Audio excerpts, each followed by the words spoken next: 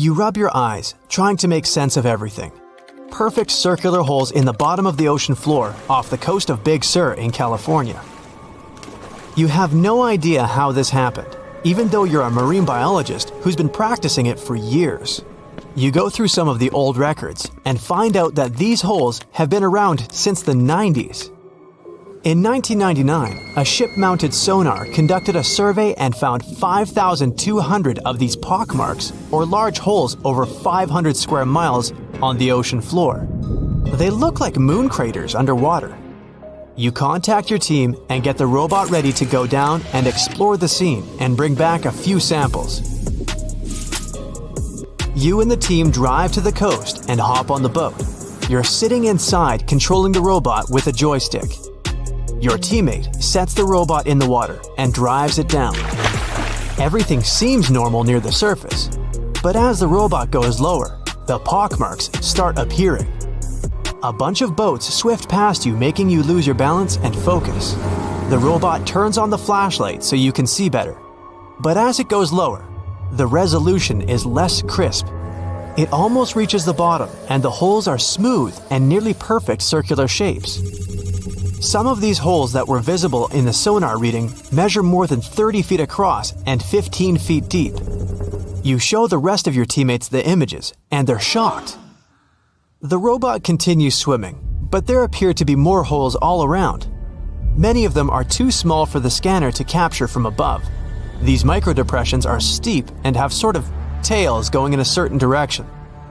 It's possible that the currents underwater played a role in their shape. Everywhere the robot swims, there are new holes all around. After a couple of hours, the robot goes back to the boat with some samples. You take them back to the lab and study them. The robot clearly captures images of human trash, but the samples don't indicate anything alarming for now. Despite the fact that 1/3 of the pockets are filled with trash, there's still no explanation of how they were formed. It's late at night and the rest of your team heads back home. You're passing out in the lab, still trying to find some answers. You wake up the next day, and while cooking breakfast, you get this idea that maybe these holes are gases venting out, which could be harmful to marine life. You quickly get the robot and sail out to the ocean once more. This time, you didn't even think about calling your teammates. You place the robot in the water and get behind the screen to control it. The robot descends to the bottom of the ocean and does a survey. So far, the holes still seem to be covered with trash. But some of the holes have marine life dwelling inside, like fish and seaweed. After much scanning, it doesn't look like they're producing any bubbles, which means there aren't any gases venting out, but you're determined to find them. After a while, you reach one of those large pockmarks, and the robot starts scanning around. You find some bubbles coming from a source, but the robot can't reach it. It swims around trying to find a spot, but nothing. You bring the robot back to the lab and work on it. You attach some mechanical arms on it that can lift things and move them. You bring the robot back down to the same spot, but the bubbles aren't as frequent as before. You use the arms to move some of the trash and find out that the bubbles are being produced by a group of crabs chilling next to a pile of plastic. Bingo! The bad news is, you still don't have a clue why the microdepressions and pockmarks exist. As you try to control the robot to go back to the surface, an octopus wraps its tentacles around it, pulling the robot down. You struggle with the controls and push it to maximum power, but the suctions of the octopus are too strong to break off. It's a game of tug-of-war with the octopus and your robot. It takes the robot under a pile of trash, thinking it's lunch. But you use the arms to maneuver the robot out and swim back to the surface. You go back to the lab even more confused. The robot has collected more samples for you to study. Your eye is glued to your microscope, trying to figure out what's going on, but nothing. You decide to do a carbon dating test to determine how old these holes are. After a while, you check out the results and are even more stunned than before. They show that the holes are around 400,000 years old, so it's likely that human trash wasn't the cause for all this. You pull many all-nighters trying to figure out the truth. You gather your team once more and hold a small press conference about this. You claim that this may be something we should be extremely worried about, but you still can't tell them more than what you know. With all the brain work put together, you find out that the large pockmarks haven't changed or been active for more than 50,000 years. The newer holes were most likely created by human trash settling in the bottom of the ocean floor. The marine life gathered some of this trash like plastics and discarded fishing gear and created homes for themselves. This is why around 4,500 of the holes are newer and have trash in them. But it still doesn't answer why the holes appeared in the first place. You're back to square one. The only way to see what's really going on is to clear up the trash from underwater and study them. The story makes headlines in the local community and catches the attention of a cleanup crew. You organize a trip to the ocean and begin the extraction of all the trash. Many cleanup boats arrive and everyone drops down a net to collect the trash. You send down the robot once more to make sure the nets are hitting the right spot. As most of the trash is being collected, many marine life animals scramble and try to find a way to escape. Everyone makes sure not to hurt them. After a couple of weeks, all the holes are cleared up from the trash. You do another sonar scan from the surface and can see the holes clearer than before. But you still don't have an answer for this. You do some more research trying to see if any other holes appeared around the world. On the other side of the country is a mysterious blue hole off of Florida's Gulf Coast. You catch the nearest flight to Florida and make an appointment with the scientists in charge of the expedition. Blue holes are underwater sinkholes that open below the seabed. Just like on the surface, the underwater world also has sinkholes. This one is called the Green Banana and is 150 feet below, and the hole is 435 feet deep. You dive with some special gear with the rest of the team to a barren ocean floor, and the hole is right there in front of you, looking like an oasis in the desert. You and the rest of the scientists are surprised by the diverse marine life dwelling within. Some sea turtles swim past you, and even sharks. These ones don't harm humans. Halfway through, you reach a narrow path, which makes it difficult for humans to pass through. But everyone is careful. There are corals, sponges, mollusks around the corner. You collect some samples and go back to the lab. Blue holes in general are richer in nutrients than barren lands and host plenty of unique marine life. They're quite common and don't pose any sort of threat to anyone. After making the connections, you don't think the holes off the coast of California have anything to do with blue holes. The mystery goes on. There's a lake in the heart of Asia that holds 1/5 of all the world's liquid freshwater. It's more than all the 5 Great Lakes have together. Even if all the rivers on our planet suddenly changed their direction and set on a mission to drain this lake, it would take them a whole year to finish the job. I'm talking about the deepest lake in the world, Lake Baikal. If you decide to go all the way down to its deepest point, prepare for a journey of almost 5,400 feet. The descent takes several hours, but the rift floor of the lake is way deeper, between 5 to 7 miles beneath the surface. It means it could be even further down than the Challenger Deep, which is the deepest known place on Earth. The amount of water it has would be enough for everyone on Earth to have something to drink for up to 50 years. This mighty giant of a lake replenishes its water completely every 383 years. Baikal has a great delivery crew of over 300 rivers and streams, bringing their waters right in. And only one river flows out of Baikal, the Angara, which is headed straight for the Arctic Ocean. Baikal isn't only the deepest, but also the oldest existing freshwater lake in the world. It formed at least 25 million years ago. It all began when the Earth's crust decided to play Tetris and created the lake and the surrounding mountains. At some point, Baikal must have been just a humble riverbed, but then tremors and fractures shook the Earth, and the distance between the shores got bigger. Water levels rose thanks to the melting glaciers. Then, several lakes formed and later merged into one. Baikal is one of around 20 lakes in the world that are older than 1 million years. And since it wasn't disturbed by glacial periods, it's a perfect research ground for scientists. Its deep-drilled core sediments can tell a lot about the climate of our planet in different periods. Since Baikal is in a rift basin with 2,000 seismic tremors per year, the lake is deepening and still growing in size. Its shores drift apart at around the same rate as South America and Africa are moving away from each other, so it has all the potential to become an ocean. Another thing Baikal has in common with the oceans is that it has water rich in oxygen, even at its lowest depths. This is one of the reasons why the fauna of the lake is so incredibly rich. It's home to over 2,500 various animals and 1,000 plant varieties. Around half of them are unique and only exist in this area, like the endemic algae, the Baikal omul fish, and the Baikal oilfish. There are also some bears, elk, and lynx living on its shores. They must appreciate the fact that the temperatures around the lake are always higher than the rest of Siberia, thanks to its huge water mass. Most Baikal dwellers prefer to stick to the bottom of the lake, but there's one brave guy you'll meet if you decide to visit. Meet the Baikal seal, also known as Nerpa. It's the only true freshwater seal in the world. Nerpa's eyes are so cute it nearly landed the part of Puss in Boots in Shrek. Nerpa in Boots sounds good to me. These huge eyes are there to help them follow their favorite pelagic fish underwater.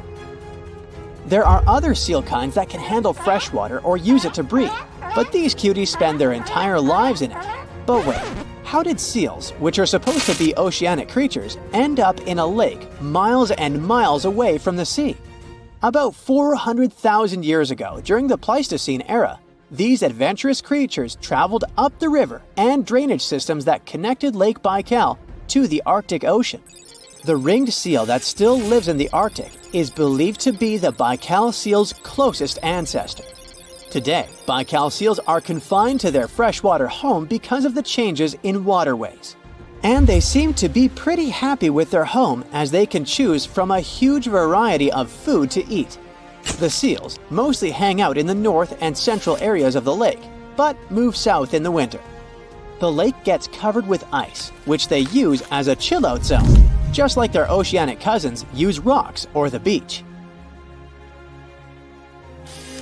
Since at least 1969, Lake Baikal has had some mysterious ice rings pop up randomly here and there. At some point, they got so big that the astronauts even spotted them from space. The rings usually appear in late April, but can be there in January or May. Scientists couldn't crack the code on how these rings form for a while. They had all sorts of theories, and the most popular involved methane gas bubbles from the lake's depths.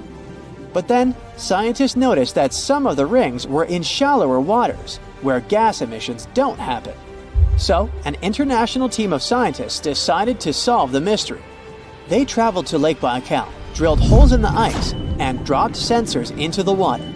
In 2016, when they started the research, they heard that 2 vans had gotten stuck in the mysterious ice rings.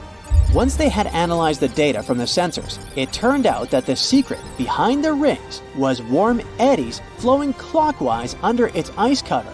The currents were less intense in the center of the eddies, so the ice above them was thicker at the edges. The waters of the lake are so clear that you can see some extremely deep parts up to over 130 feet down. This is thanks to the surrounding mountains that send off melting ice right in. Plankton that live in the lake also helps clean the floating debris. When this crystal clear water freezes, it forms an unusually thick and see-through layer of ice. The wind likes to play sculptor on Baikal and creates one-of-a-kind pieces of art here. It picks up water, which, of course, freezes into the most unusual designs. Frozen bubbles and icicles you've never seen before. The location and geography of the lakes and the cycles of melting and refreezing create the perfect conditions for this ice workshop. And you can even see rocks that seem to be floating. The bottom of the rock freezes to the surface of the ice. Then, the strong winds wear away the surroundings, leaving a perfect pedestal for the rock.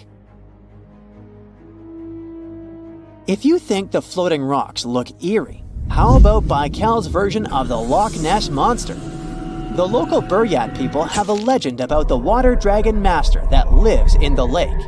A dragon is believed to be the most powerful creature living on Earth in Asian mythology.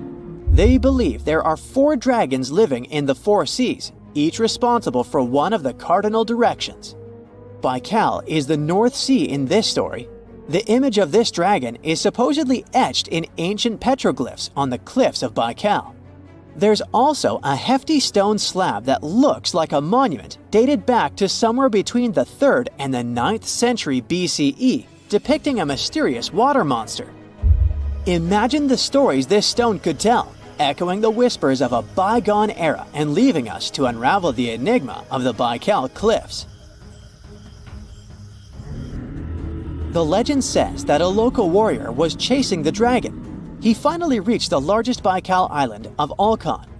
He was ready to face and defeat the dragon, but the beast turned into a beautiful girl, and they got married. That's one unusual twist to a classic defeat the dragon and take the girl story. So, local legends describe that dragon as a giant sturgeon with an almost gator-like snout and armored body. In reality, the mythical monster must be one of the many huge fish living in the lake. They can afford to grow to several feet in length thanks to the high levels of oxygen in the water. Beluga sturgeon can weigh several thousands of pounds, lives up to 50 or 60 years, and never stops growing. In Utah, in the middle of the desert, there are striped ponds that seem to be something from another world. The color gets even more dramatic, contrasting with the red Moab desert. The ponds have those stripes because of the evaporation. The more water there is, the more vibrant the blue shades appear. The electric blue color is artificial, though. People add cobalt blue dye, so the water absorbs more sunlight and evaporates faster. As the water disappears, the crystals of salt and potassium are left behind, which are gathered later for chemical production. You don't want to swim in there. Another unusual lake that has its looks thanks to evaporation is Spotted Lake in Canada.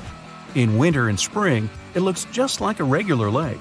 But in summer, when the sun gets scorching hot, some water evaporates, but small pools of minerals are left behind. The polka dot spots are usually green, yellow, and bluish. There are no two similar pools. They all have different colors and sizes. Don't get too close here, this place is quite sensitive. Now, if perfection is something you're after, head to Northern Ireland.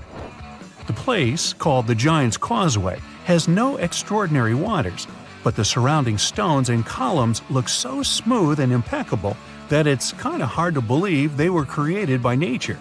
All those cracks were formed thanks to a volcanic eruption. But the legend has it the site was made by a mythical giant named Fin McCool.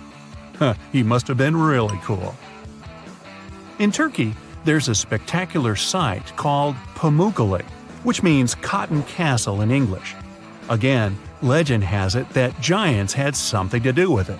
This time, they left some cotton there to dry, and it later turned into those stunning formations. Scientists kind of disagree with it and claim that it's all about minerals left by the thermal waters. It's up to you who to believe, but there's one undoubtable thing. This place with turquoise thermal water has no look-alike in the world. If you ever pop in this place, don't miss a chance to take a look at ancient Roman ruins left there. Back in 1802, humanity spotted something they never saw before: the pink water. Nope, it wasn't some fancy strawberry lemonade or something. It was an actual source of flamingo pink water. Meet Lake Hillier, located in Western Australia. It's not hard to guess that it attracts people because of its unique color. It never changes and stays pink throughout the year. No giants spotted adding pink dye there, so this time it's all about algae, bacteria, and high salinity. It's totally safe to swim there, but nobody can do that. Regular tourists just can't visit it. Turns out Lake Hillier isn't the only pink water source out there. In Senegal, there's Lake Retva, which looks almost exactly the same. It looks like an extra-large milkshake for the same reasons: high salinity and algae that loves salt. These algae produce red pigments to help absorb sunlight, so the lake color gets even more intense in the dry season. The notorious Thor's Well isn't as dangerous as they say, but it looks a bit scary at high tide. The water fills it from underneath, bubbling and bursting up. Then this vigorous spray of water goes back into that hole, so it seems endless. One more place that depends on tides is Mont Saint-Michel in Normandy, France. The magnificent castle is surrounded by water, but not permanently. Choose the time wisely, it all depends on the moon. The highest tide can be seen 36 to 48 hours after a full moon. Chances are, if you come there at the wrong time, you'll see nothing but a couple of puddles. The Budagaika crater in Siberia looks like a doorway to the neither. It's about a half-mile long and nearly 300 feet deep, and it never stops growing. The deeper it gets, the more layers it has. They show what our planet looked like thousands of years ago, as the slumps reveal the used-to-be climates. The crater appeared back in the 60s, and it all started because of rapid deforestation. Trees no longer cast shades on the ground, and it got hotter.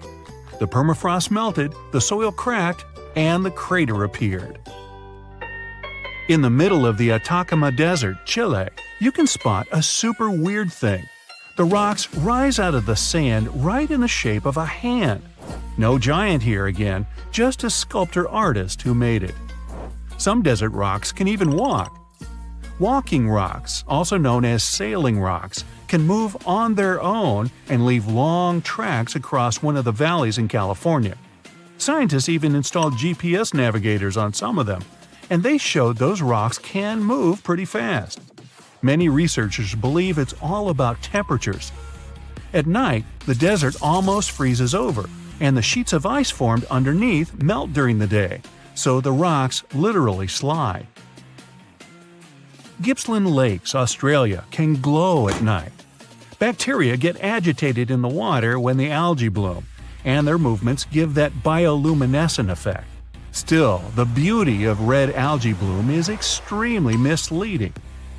Red algae contain high levels of ammonia, so think twice before diving in. It's safer to enjoy the scenery on the shore. Just a tip, you should probably do that with your nose closed. The decaying algae doesn't smell like roses. Phew. Water often glows because of bioluminescent jellyfish, and so do caves. In New Zealand, there are glowing worms that emit greenish-blue luminescent light. You can see these guys only in total darkness. These worms are carnivores, and the main reason why they glow is to attract prey, so beware. They also make webs, just like spiders. To see them, head to the Waitomo glowworm caves. There are even guided tours. Chocolate hills? Yummy. The name is explained by colors. Those hills in the Philippines have a range of brown and green colors. Have you seen a green chocolate though? This spot has such a sweet nickname because the foliage gets brownish in the dry season. The hill shape is so regular that it's often mistaken for being artificial. Still, these are just some uplifted coral deposits, appeared because of rainwater. Just imagine a beach of ketchup spilled for miles and miles and a never-ending portion of French fries. Okay, it's just a dream, but a ketchup-red beach exists in real life in China. It's called Punjin, and it's at least 18 miles long. Usually, either giants or algae are responsible for such phenomena. This time, these are algae. They turn red in fall and make this beach one of the most colorful in the world. Good news, it's open to the public, but only a small section. We've seen a red beach, off to red waters. Antarctica isn't only white, it can be red too. In the Taylor Glacier, there's a crimson waterfall coming from a super salty lake. The water is rich in iron, which forms rust when it reacts with oxygen. The water stays liquid even at sub-zero temperatures because of the high salinity. Glass Beach in California is another beach that looks so incredible that many people don't believe it's not made by humans. Well, they're partly right. The glittering, colorful glass stones used to be bottles dumped into the ocean. The waves took these bottles, broke them down, polished them to perfection, and voila! The beach is ready. Another thing created by accident is Fly Geyser in Black Rock Desert, Nevada. An energy company was drilling the soil in search of geothermal water, and boom! Today it's a scalding fountain of green and red water rising up to 5 feet high. Well, let's play a guessing game. Why is the water colored? It was a random giant walking around who added some dye in there. Or it's the thermophilic algae. Right, it's all about the algae again. In western Venezuela, locals living close to the Catatumbo River aren't afraid of lightning because they see it almost every single night within the clouds. It starts at around 7 p.m. and doesn't stop until dawn. The everlasting Catatumbo lightning once stopped for a few months, from January to March 2010. It was probably due to drought. No magic algae in this river, guys. Many believe it's just because of cold and warm air currents meeting around the area. Now, this island may not have incredible natural phenomenon, colorful algae, or even giants, but it has an enormous population of cats, which makes it literally the best place in the world, if you like cats. Cat Island in Japan has quite a plain story. Back in time, people would go there in search of silkworms. Mice feed on those worms, so cats were a must there. If tourists come there, they can stay in cat-shaped cabins. Clever. Naturally, no dogs are allowed there. Oh, and if you want to make a donation, you can always feed the kitty. Lake Titicaca is a real record breaker. It's the highest navigable lake in the world. It's also the second largest lake in South America. It sits at 12,500 feet above sea level. That's 2/3 as high as Mount Kilimanjaro. But there's a mystery beneath the waves of this body of water that separates Peru from Bolivia, an ancient city that scientists discovered in the year 2000. That's when a team of international archaeologists came to the shores of Lake Titicaca to investigate talks of a site hidden underwater. Since the 1950s, there were rumors among the local population of its existence. It took them 200 dives to reveal the full scale of the lost city. Luckily, the waters near the Bolivian shore weren't too deep, around half the height of the Leaning Tower of Pisa. They found 24 structures in total. They were spread across an area the size of 2 football pitches. There were agricultural terraces, complete with a stone wall. They even discovered a section of a paved road. But the most important find was a temple. More than 20,000 artifacts have been retrieved from it. Cooking utensils and ornaments were made from stone, gold, and ceramics. A real archaeological treasure trove. The local Bolivian authorities are planning together with UNESCO to open an underwater museum. The idea is for the structure to float on water. They want to share the cultural heritage of Lake Titicaca with the whole world. But how old are these precious finds? The experts' estimate is between 1,000 and 1,500 years. Individual artifacts were even 2,000 years old. So who lived in the area around that time? If the Incas were your first thought, sorry, you're wrong. The Incas lived after this period. They established their capital in Peru in the 12th century. The people who inhabited the lost city were the Tiwanaku. This civilization was the largest in the region at the time. Their land was located in parts of present-day Bolivia, Peru, Chile, and Argentina. The name of their capital was Tiwanaku. No surprise there. They constructed it on the shores of Lake Titicaca, making it one of the highest urban centers ever.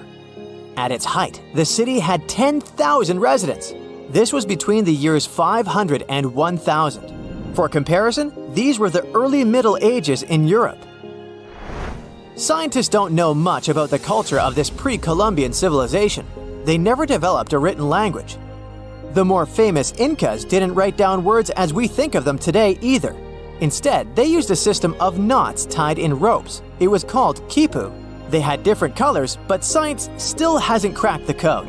However, the Inca's spoken language, Quechua, survived until the present day. There are some 12 million speakers of it spread across South America.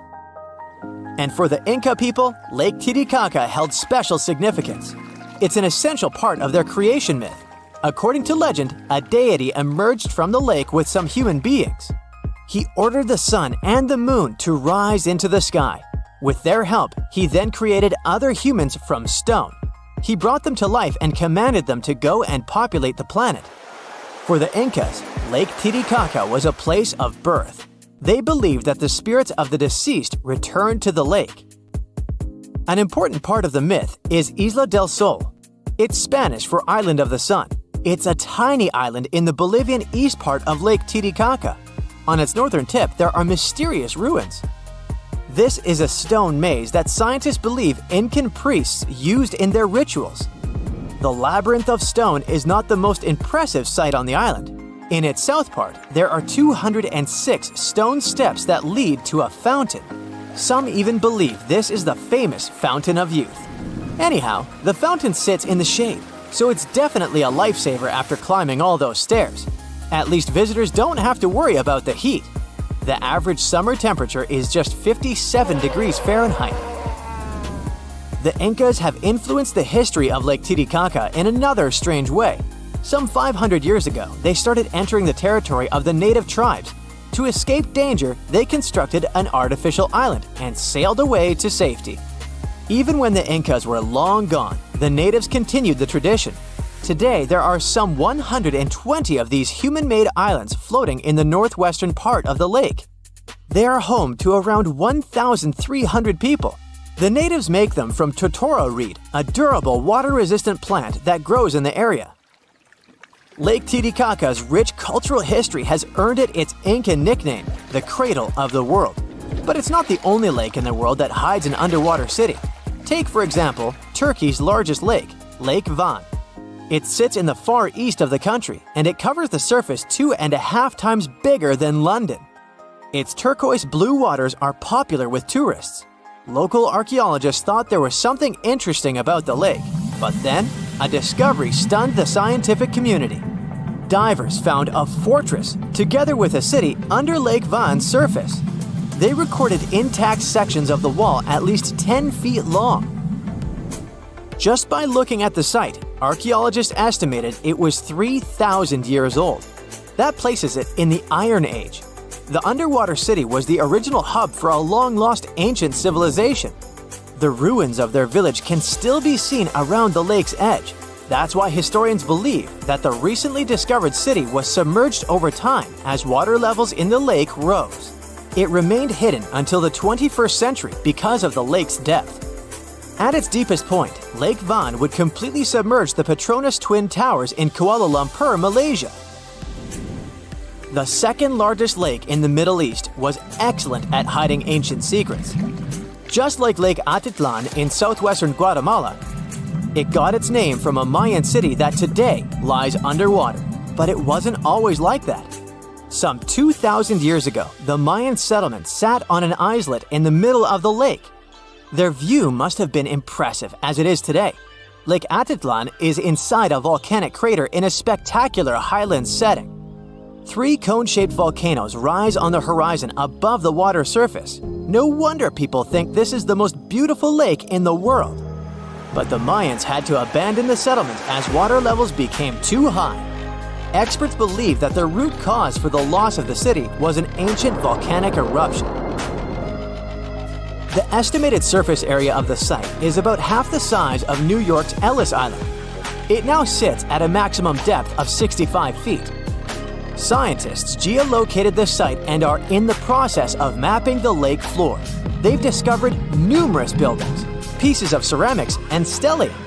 These are stone slabs that stand upright and commemorate an event or a person. But these are not the only archaeological sites hiding under the waters of Lake Atitlan. Sama Bay was the first underwater Mayan city that the world heard about. A Guatemalan diver discovered it by chance in 1996.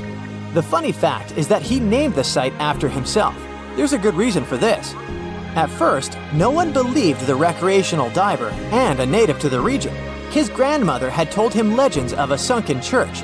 It turned out that these folks' tales were true. In the years that followed, archaeologists descended into the area to confirm the find. They mapped the site using sonar technology. They even excavated parts of the structure that were lying on a raised section of the lake bed. The reason it went under, literally, was probably a volcanic eruption or a landslide. The intact pieces of ceramics they found suggested that the inhabitants left in a hurry. This happened around the year 250, at the height of the Mayan civilization. Oh, gravity, you heartless so-and-so. Well, that's what I think when I trip over a stone and fall face down. Of course, I'm not clumsy, you know. Anyway, gravity is a constant, right? Something entirely unshakable that we can always rely on in this ever-changing world. Unlike, love. Feeling romantic, sorry. But what if I told you that it's not as honest and clear as you think? There are places on our planet where gravity behaves like it's gone crazy. And that's why you clicked here. So let's take a look. Magnetic Hill in Leh, India. There's a stretch of road in India that's been attracting tourists from all over the world. It's no different looking from the surrounding landscape, and you could easily pass it by without noticing, if not for one very unusual and a bit creepy thing. If you stop your car on the magnetic hill going up the slope and put it on neutral, it'll start crawling upwards, eventually reaching the speed of up to 12 miles per hour. They say there's some sort of magnetic force at work here that tugs cars up the hill, hence the name. On top of that, even airplanes are said to gain altitude above this place. Skeptics offer another explanation, though. It's just the lay of the land that creates an illusion of going upwards, while in fact you're moving down the hill and vice versa. Whatever the truth, I'd like to see it for myself. Would you? Tell me down in the comments. The Crooked Forest, Poland. Near the village of Nowa Tarnowo, there's a forest in the depth of which you can find a strangely looking pine tree. Planted in the 1930s, there are 400 trees that sharply twist to the north almost at the roots, and then grow upwards in a semicircle. Although scientists offer different theories about the tree's weird growth, nobody can say for sure what made them look like that. Some say it's people who did it, while others believe it's a gravitational anomaly that somehow pushed the trees down. The trouble with this version, though, is that it would have had to stay there for years, and that only affected the trees. Still, no certain explanation exists anyways, so who knows? A waterfall, Faroe Islands. Ever seen an upward-moving waterfall? You can have a look at one on the Faroe Islands, halfway from Iceland to Scotland. But if you were expecting me to tell you an unbelievable story about a mysterious force pushing the water up the rock, then sorry, no such thing here. The truth, however, is quite jaw-dropping anyway. The winds in this place are so powerful that they lift the water and throw it back up. I guess it was this kind of wind that allowed Mary Poppins to travel on her umbrella. Sounds good. In fact, this waterfall is not unique. There are several more places on Earth where winds create an illusion of defied gravity. For example, there's the Kinder River in England that has a waterfall constantly struggling with the wind. It's so strong that half of the Cascades water seems to just fly up without ever touching the bottom of the drop. Hoover Dam in Nevada, USA. If you ever get up to the top of the dam, which is about 726 feet high, you can try a little trick. Take a bottle of water and pour it over the edge. You'll see the water flow up instead of spilling down. Once again, this isn't really any magic or unnatural phenomenon. The wind up here is simply too strong for the water to fall, just like with the waterfall on the Faroe Islands. Here though, it looks even more impressive since you can do it yourself. Dokkaebi Road, South Korea. Another gravitational anomaly located on a road. Locals once found out that if you put an empty can or a bottle on the ground, it will immediately start rolling uphill. Unlike other such places in the world though, Dokkaebi Road doesn't just create an illusion.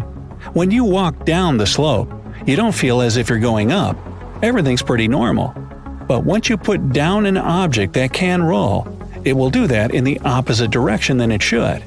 Local authorities were quick to get the idea and put a signpost directing curious tourists to the mysterious road. Golden Rock, Burma. If you happen to be in Burma, these days it's also called Myanmar, make sure to visit this well-known site.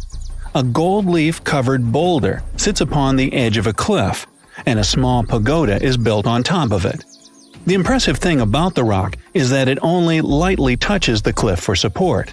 In fact, it looks like the boulder will fall any minute now, but it has been standing like that for centuries. On top of that, the pagoda built upon it is not really a recent addition, so it's quite an unusual sight to see. The rock seems to be saying, "Gravity? I don't care about that stuff." The legend has it that what keeps the boulder in place is a single strand of Buddha's hair. Well, I don't know about that, but you can check out the rock for yourself and see that it's not attached to the cliff by anything. And yet, it's not budged for 2,500 years. Something must be at work here, huh? Stone of Davasco, Argentina. If there ever was a thing that said, "I defy gravity" out loud, it's the Stone of Davasco.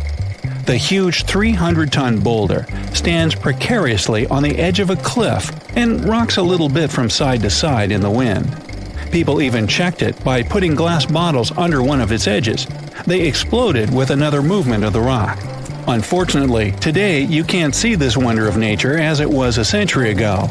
In 1912, the boulder suddenly dropped from its perch, which it had occupied for literally hundreds of years. The people in the nearby town of Tandil were so sad about this event that 95 years later, in 2007, they decided to restore the stone. Well, not exactly put it together chip by chip. They made a plastic replica of the rock and put it on the same spot and even in the same position. So even today, coming by Tandil, you can see its famous balancing boulder. More of a symbol now, of course, because it's no longer rocking and only weighs 9 tons, but instantly recognizable nonetheless. Devil's Tower in Wyoming, USA. Remember this place from the movie Close Encounters of the Third Kind? If not, you should go watch it, but not right now. This place doesn't make you feel like you're witnessing some magic and doesn't really trick gravity right before your eyes. Sounds almost boring compared with the rest of the sites on my list, right? But the true mind-blowing feature of Devil's Tower is that scientists can't explain how it came to existence in the first place. You see, it's an 867-foot rock formation with walls so steep they're basically vertical. But that isn't even the main thing. This piece of stone just rose amid rolling plains of Wyoming with nothing like it for miles and miles around. So how is it that such a flat landscape could have suddenly given birth to something so tall? Theories abound, but nobody has the answer yet. My theory? Well, perhaps here is where the Earth has a giant Audi belly button. Well then, you come up with a better theory. Oregon Vortex, USA. The House of Mystery in Gold Hill, Oregon amazes its visitors with gravity-defying effects.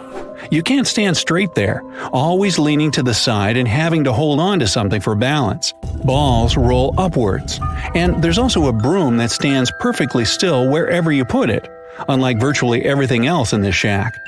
The local Native American tribes called this place the Forbidden Ground, even before the house was built there, and they avoided approaching it. The owners of the shack, though, decided to turn it into an attraction, and they succeeded. They created an atmosphere of mystery around the place and spread the news about it in newspapers and later on the internet, and voila, a perfect anomaly is made. In fact, it's no more than a curiosity, a human-made optical illusion that tricks your eyes and other senses. Hudson Bay, Canada. Okay, we've talked about some pretty ambiguous stuff, but now it's time for the real deal, the Hudson Bay anomaly. This is probably the only place in the world where gravity is indeed lower than anywhere else on the planet. Even skeptics can't smirk at it because the difference has been measured with precision equipment. So, does it mean that the gravity here is as low as, say, on the moon then? Unfortunately, or is it luckily, I'm not sure yet, the difference is minuscule. The exact value is 0.005%, or 1/200%. You won't be able to feel it even if you try your hardest, but it's still there. Scientists say this anomaly exists because of the ice sheet that covered the area about 10,000 years ago. It compressed the rocks so much that they still can't fully recover, shifting the gravitational field in Hudson Bay. Sometime in the future, though, the gravity will return to normal in this area as well. No moonwalk for me then. On the outside, the surface of this lake looks like the aftermath of a disaster. Empty tree trunks spike out of the turquoise waters. The lake is surrounded by mountains, making it a quiet but unsettling place. But those who dare to swim under these dangerous waters will soon discover a whole new world.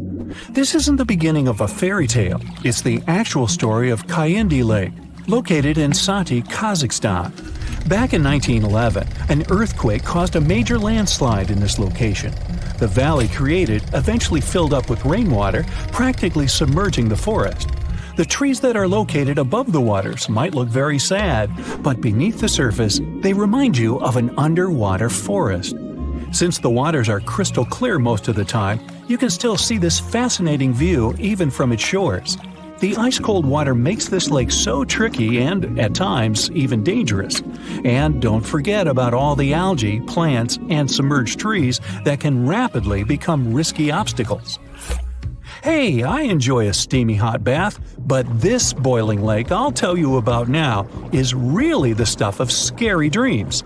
It's located on the Caribbean island of Dominica, and its waters have temperatures between 180 and 197 degrees Fahrenheit. And that's just around the edges, since no one has ever dared to reach the middle of the lake to measure its core temperature. It's true that the heat can go down from time to time, but you never know when these waters may start to boil again. The place is also dangerous because of the gases it releases, such as carbon dioxide. It doesn't smell nice, trust me, but that's mostly because of the sulfur stuck in the steamy air. This seemingly calm lake also carries a dangerous surprise. Lake Manan, located in West Province, Cameroon. It's one of the few erupting lakes on the whole planet, similar to a volcano, and most of the time it does so without any warnings. Its last eruption dates back to 1894, when it caused serious damage. The chemical mechanism of such lakes works like a can of soda that you shake before opening. There are risky gases on the bottom of the waters, so any disturbance on the surface may trigger their eruption. Natron Lake in Tanzania may be beautiful to watch because of its unique reddish coloring, but it's definitely not a place you'd want to take a swim in. While the water is extremely salty, it also combines with algae, which, by the way, are responsible for the coloring. And that's not even the riskiest thing about it. Natron Lake has pH levels so high that they become corrosive.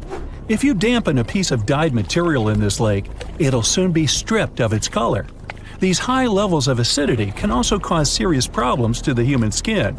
It's not all bad for some creatures, as Lake Natron is the only home to over 2.5 million small flamingos. These acidic and brackish waters support their survival, so it's no wonder they like to stick around.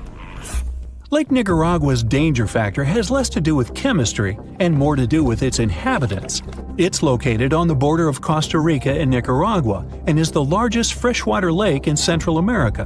When you first look at it, you won't think it can be dangerous, but because of the bull sharks inhabiting it, I wouldn't recommend taking a swim. Sharks tend to be unpredictable and at times intimidating creatures. Plus, they will eat everything if needed. Scientists initially believed this species of shark was only found in this lake, but they soon discovered that people had seen the same sharks in the Caribbean Sea. These astonishing creatures not only cross a distance of over 120 miles to get here, but can also adapt to freshwater, something not all fish can do. Belize's Great Blue Hole may seem alluring to divers. I mean, it has a gorgeous deep blue color and is pretty close to the mainland, about 62 miles. The problem is that beneath the surface of these tranquil waters, is a mixed-up series of tunnels which contain many types of coral and other wildlife. These caves are what makes diving through the Great Blue Hole tricky. More so, specialists discover that deeper into the waters there are fewer and fewer creatures. Why? Because of a hidden layer of hydrogen sulfide that spans over the whole width of the sinkhole. Since there's no oxygen, no creature can ever survive this deep into the hole. Lake Lanier is the largest lake in the state of Georgia. It has a lot of visitors each year, about 11 million, so that's about the same number as visiting the Louvre Museum in Paris. Despite its popularity, a lot of accidents happen on this lake, and nobody knows for sure why. One of the explanations may lie beneath the surface of this mysterious lake. There's a lot of debris and rubble in there, along with random objects that have been tossed in, like boats, lawn chairs, and even fishing wire. All this creates a tricky underwater obstacle course. With the added low visibility on the surface of the lake, this place can become risky to navigate. Another one of those lakes that looks like someone might have overdone with editing is the Grand Prismatic Spring, located in Yellowstone National Park, which stretches into the states of Wyoming, Montana, and Idaho. Swimming here is completely prohibited. Why? It's 189 degrees Fahrenheit in the center, almost close to boiling temperatures, and the outermost ring reaches around 131, hence the colors. Since the center of the water is way too hot for any life to make it, there's nothing clouding the surface. The lack of any living organisms here creates that vivid blue that looks almost painted over. On the small Mediterranean island of Cyprus, there's not a lot of rain during the summer. That's why some bodies of water here become so dry that in certain areas they get covered in a layer of baked salt. It's the case for the Larnaca Salt Lake. Now don't be fooled by the eerie landscape. These lands can easily become a trap.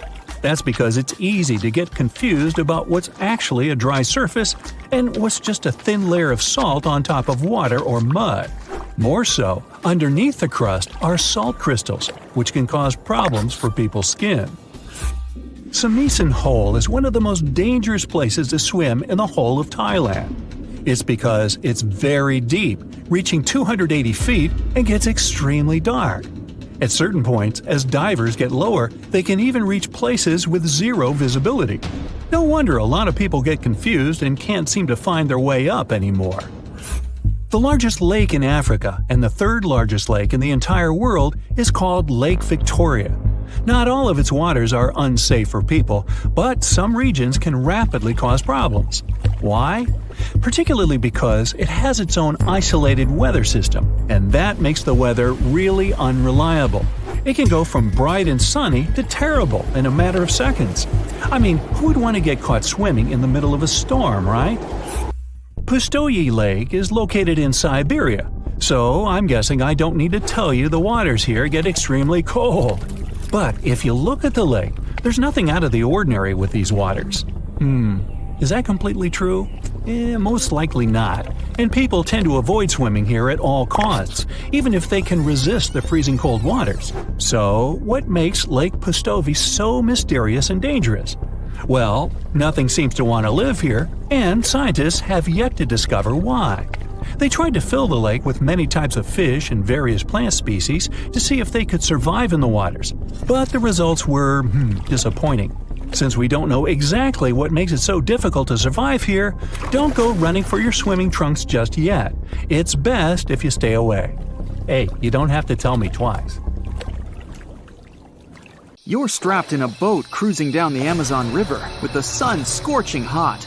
As you check out your map, your boat starts rocking back and forth. The water is starting to get more intense, so you hang on for dear life. You tuck your map in your pocket and try to take control of your boat. You strike some jagged rocks and duck low to avoid tree branches. Your boat strikes a large rock out of nowhere and capsizes. You're swimming in the murky green water. While you're trying your best to get ashore, your boat gets washed away. Underneath the water lies a whole new world of bizarre and dangerous animals. Candiru fish are snake-like creatures that can grow up to 16 inches long. Arapimus can weigh more than an adult male and are taller than most basketball players. They're the biggest freshwater fish in South America. They have a hybrid gill system that forces them to pop up to the surface every 5 to 15 minutes to breathe in oxygen for their large swim bladder. You swim out of the raging water and dry yourself off. Oh no, your map is completely soaked. There's no way you can get to your destination without it. You venture into the thick rainforest, shoving the branches and leaves away. As you get deeper, you notice something on a tree. It's barely moving, but it's got sharp claws and a raggedy coat. It stretches its arm to another branch and tries to pull itself up, ever so slowly. Sloths sleep more than half their days and only head down from trees once a week. They're so motionless, they sometimes grow algae and moss on their fur. The rainforest gets denser with each step until there's barely any sunlight illuminating the path in front of you. You notice a figure following you. With every branch you step on, you can hear a faint sound right next to you creeping around. You start walking a bit faster, and the sound catches up with you. You make it out of the dense part and tread along a narrow path until you reach a cliff. You can't walk normally here, so you pin against the wall and walk sideways to cross the hills. You slowly move across with the river 30 feet below you. You move your right foot, and some rocks fall into the river.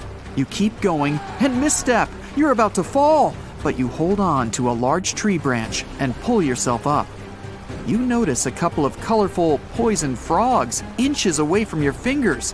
Touching any of these frogs can be extremely dangerous and harmful, despite their amazing color patterns. The golden poison frog is one of the most poisonous animals in the world. One of them hops right next to you, so you let go of the branch and fall back in the river. The river is washing you down until you reach a calm current. Underneath you is a swarm of piranhas swimming with their sharp teeth. The red color on their skin is unmistakable, so you swim off like an Olympic athlete. Piranhas will eat anything that gets in their way, no matter the size. You grip onto a log and climb up a small rock to catch your breath. There's a huge electric eel underneath the rock. Despite their name, they're more related to catfish than eels. They use their powerful 600 volts of electricity to defend themselves and catch food. You're stuck, unless you're like the common basilisk that can run on the water like a jet ski. These incredible lizards have special webbing on their toes and can run the distance of a basketball court. You hop on a bunch of rocks until you reach the land. You continue walking along the riverbank until you come across a moving rock. You rub your eyes and see it moving again. It's a dinosaur-looking turtle that resembles a crocodile with armor. The mata mata is a freshwater turtle that disguises itself with its surroundings to catch prey. Their heads stretch longer than their bodies. You shimmy your way past it and continue. You head back into the rainforest and find a spot to rest. Wait, there are giant ants everywhere. They're the biggest ants in the world and can produce one of the most painful stings out there, even comparable to a wasp's sting. You immediately get up and find another place to rest. As you continue walking along, you notice the same feeling of something following you. You can hear some leaves rustling, but it's getting dark and there's no way of telling. You find a nice little spot to build a campfire and catch some Z's. But in the Amazon, everything is a threat. Except for those cute capybaras wandering around. They live in groups next to water sources. They're also the biggest rodents in the world. You don't need to worry about them if you're stuck in the middle of the Amazon rainforest. Suddenly, you feel something slithering up next to you. You look down and see a massive green anaconda just about to constrict you. They are the heaviest snakes in the world and can grow up to 20 feet long and have a huge appetite. You get up and sprint your way out of there. All right, you found a decent cave to crash in. It's daytime again, and you're still alive. You continue walking along the rainforest. You were able to find some breakfast to boost your energy for the rest of the day. You spot something on a tree that looks like a branch, but it's actually a potu, a master of disguise that can spend days motionless on broken tree branches. These bizarre birds use those branches as their permanent home, where they lay their eggs and chill all day. You continue your way through the rainforest and see a Brazilian wandering spider crawling on a tree branch right in front of you. 8 of these species can be found in the Amazon area. They are some of the most aggressive and venomous spiders out there. So, you make a big detour and walk away from it. You feel someone walking next to you again, but you still can't figure out what it is. You see a steep cliff with a waterfall hitting a large lake ahead of you. Looks peaceful, until you see a team of black caimans gathering around the shore. They're the biggest predators in the whole Amazon ecosystem and feed on anything that moves. It's a good thing you're on high ground, otherwise, whoa! You slip and fall down the river, right on the deep end. So far, no caimans spotted you. You swim underwater and try to get to the opposite end of where the reptiles are. As you climb out and dry yourself off, you notice some large black spots on you. You try pulling them off, but they've latched on pretty hard. The Amazon giant leech finds its target by tracking movement and shadow. Once they attach themselves to the skin, it's extremely difficult to extract them. The best way to do so is to slide your finger next to its mouth and pull it off slowly. Ugh. You manage to get them off your body and see that the caimans are swimming towards you. You're pinned to the wall with the lake of hungry reptiles approaching. Suddenly, a pink dolphin jumps out of the water and splashes all over them. They can grow larger than humans and are the celebrities of the Amazon. Scientists think they get their color from the blood capillaries on their skin. The Amazon even has bull sharks swimming around. These carnivorous giant fish are threatening to humans and can swim in both saltwater and freshwater. These sharks prey on anything within their reach, including other sharks. The dolphin distracted the caimans, so you climb up the cliff and try to find the best way to escape. Opened jaws waiting for you to fall into the pit are right below you. You're lucky enough to escape to the top, but as your arms pull you up, the first thing that you see is a jaguar looking straight at you. It's the creature that's been following you this whole time. You get up while it starts circling you, timing its strike. You know that you can't take on a jaguar, nor can you outrun it, so you grab a large tree branch from the ground to defend yourself.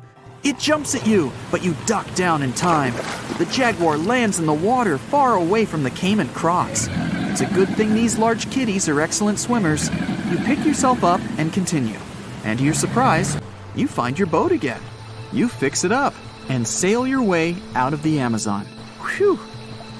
Now, the next time you travel the world on Google Maps, check out this lake in Finland that is shaped just like the country itself.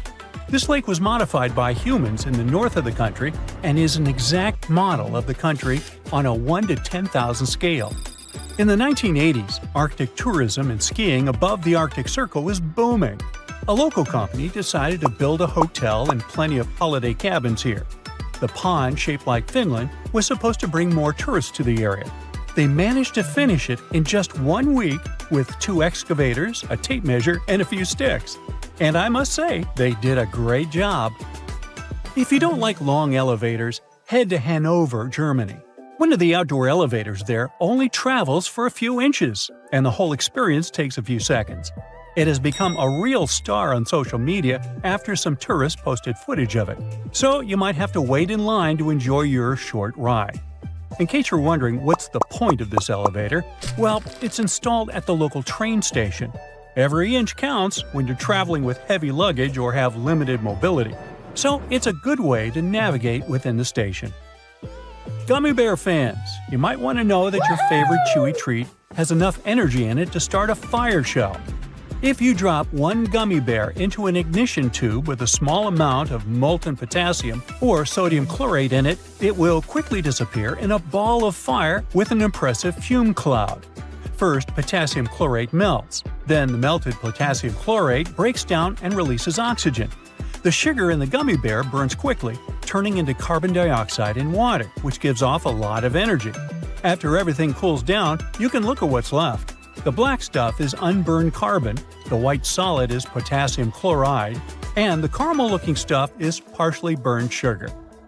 So we only have 6 muscles in our outer ear, and cats have an impressive 32. That's why they can rotate their ears 180 degrees and use them to show their current mood. If you see the ears are upright and facing forward, you have one happy cat. If the ears are rotated to the sides, sort of like airplane wings, or angled backward, your kitty must be really stressed or afraid of something. Ears held low or rotated to the sides could be a sign the cat is sick, so watch out for those. A stray dog in Brazil got a job as a professional car consultant at a local Hyundai dealership. The company manager noticed a stray pup next to the dealership and started leaving food and water for his new friend. Other staff members also fell in love with the pup and finally decided to adopt him. The doggy got a home, a job, and the name Tucson after Hyundai's popular compact SUV. Tucson's job includes wearing a tie, getting behind the wheel, and winning over the hearts of customers. You can see from the company's social media that he excels at all these tasks. In Mexico, they like to spice up mango and citrus fruits with salt and chili pepper. You can try mango with a shrimp taste in the Philippines and salted watermelon in the southern states. When you're eating a sweet fruit sprinkled with salt, you'll notice the salty flavor with the first bite, and the sweet fruity taste follows a bit later. And when you get used to it, it feels as juicy and amazing as ever. It's most likely because salt affects the sweet taste receptor for sugar, and then the real magic happens on a molecular level. You can try and put salt on any fruit you like, but the effect will be different. Salt can make sweeter fruits like cherries and strawberries even sweeter and balance the flavor of grapefruit, pineapple, and watermelon. Now, back in 1956, long before the first dating apps were a thing, or apps in general, a Swedish sailor named Åke Viking decided to ask the sea for help to find a soulmate. He put a short message to someone beautiful and far away in a bottle and let it travel the world. 2 years later, he received a reply from a girl named Paulina from Sicily. She wrote that she wasn't really beautiful, but she thought it was super cool that the bottle had covered such a huge distance. That's why she decided to let the sender know she had found it. Well, they became pen pals, and after a while, you guessed it, Viking moved to Sicily to marry his one and only Paulina. That unique pattern on your fingertips stays with you for your entire life. If you happen to damage your fingerprints somehow, or develop some skin condition that can change them, they'll still grow back within a month. As you grow older, the skin on your fingertips becomes less elastic and the ridges get thicker, but the pattern still doesn't change. It just becomes harder to scan. If you work as a bricklayer, though, or have to handle certain chemicals, you might lose some details in your beautiful natural pattern. But no worries, once you stop doing those activities, you'll get your fingertips back. Unless maybe you're a meat cutter. If you still believe in the 5-second rule, there's some bad news for you. When your food hits the floor, it instantly becomes a bacteria magnet. Researchers discovered that moisture, surface type, and contact time all play a role in how badly contaminated your food will get. Food with high moisture levels, like juicy watermelon, are more likely to get in trouble fast. In a different study, researchers swabbed the floors around the University of Illinois in a lab, hall, dormitory, and cafeteria to see how many organisms they could find. Even on dry, sterile surfaces, germs relocated onto cookies and gummy bears in less than 5 seconds. For some foods, it took less than 1 second for the transfer to begin. The first Barbie doll was made in 1959, but her great-great-great-grandmother comes from ancient Rome. Archaeologists found some incredible sarcophagi during construction work in Rome in the 19th century. One of those had a 9-inch-long doll next to its owner. The head and body were made from a single piece of ivory. Its arms and legs were separate and connected with a clever nail mechanism, allowing them to move. Its face was so detailed that it looked like a tiny portrait. The doll even wore a tiny gold ring with a key on its finger and had a small ivory box full of jewels, tiny mirrors, bone combs, and the remnants of accessories. But Ken was nowhere to be found.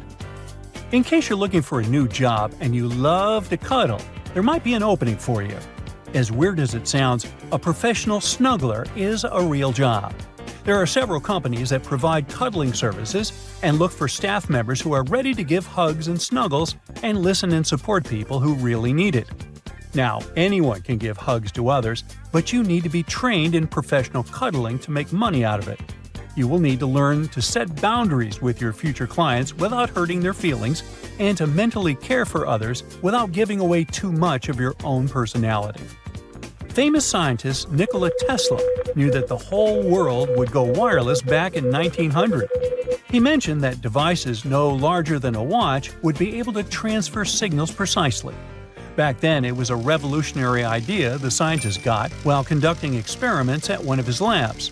Tesla was so confident about the success of his idea that he even convinced famous banker J.P. Morgan to invest money in his project. The World Wireless System involved a tower shaped like a mushroom on the shores of Long Island. It was supposed to transmit messages, phone calls, and images to ships across the Atlantic Ocean. Sadly, because of financial issues, the tower was never finished. Oh well, it all turned out now, didn't it? Hello, distinguished guests, and welcome to Aquarium Bright. Here, you will get to see the most dangerous sea and ocean creatures. But don't let what I said mislead you. It's very well possible for you to come across one of these underwater animals during a walk on the beach. So, take a look at them carefully now, and you might just avoid a disaster. Is it fish or is it stone? What you're looking at is commonly known as the stonefish, but its fancier names include the Dornorn and the Sinancia. If you're into diving and observing the underwater, you might already have come across one without noticing. Its appearance makes it almost impossible to distinguish it from a real stone due to its gray coloration and mottled appearance, especially if you're wearing fogged snorkel goggles, so you better pay attention because otherwise the consequences can be unfortunate since stonefish are the most venomous fish known. Although some types of stonefishes are known to live in rivers, and most of them are found in coral reefs near the tropical Pacific and Indian Oceans. Their needle-like dorsal fin spines stick up when they're disturbed or threatened and inject the poison they contain. The most common reason why stonefish stings occur is swimmers stepping on them without realizing it. However, you don't need to be in the water to get stung. Since they can survive out of the water for up to 24 hours, you'll have to watch where you step when you're at the beach as well. Those who got stung by stonefish describe their experience to be extremely distressing. Their venom can result in infection, and in some cases, it is known to cause shock and paralysis. It might come as a bit of a shock, but despite its bad reputation, stonefish is edible if it's prepared properly. When the fish is heated, its venom breaks down. And if the dorsal fins, which are the main source of its venom, are removed, raw stonefish is served as part of sashimi too. This creature might look like it came out of a science fiction movie, but it's very much real. Say hello to the blue-ringed octopuses. Don't be deceived by their small size, which can range between 5 to 8 inches including their arms, because they're packed with venom to cause great damage to as many as 26 people within minutes.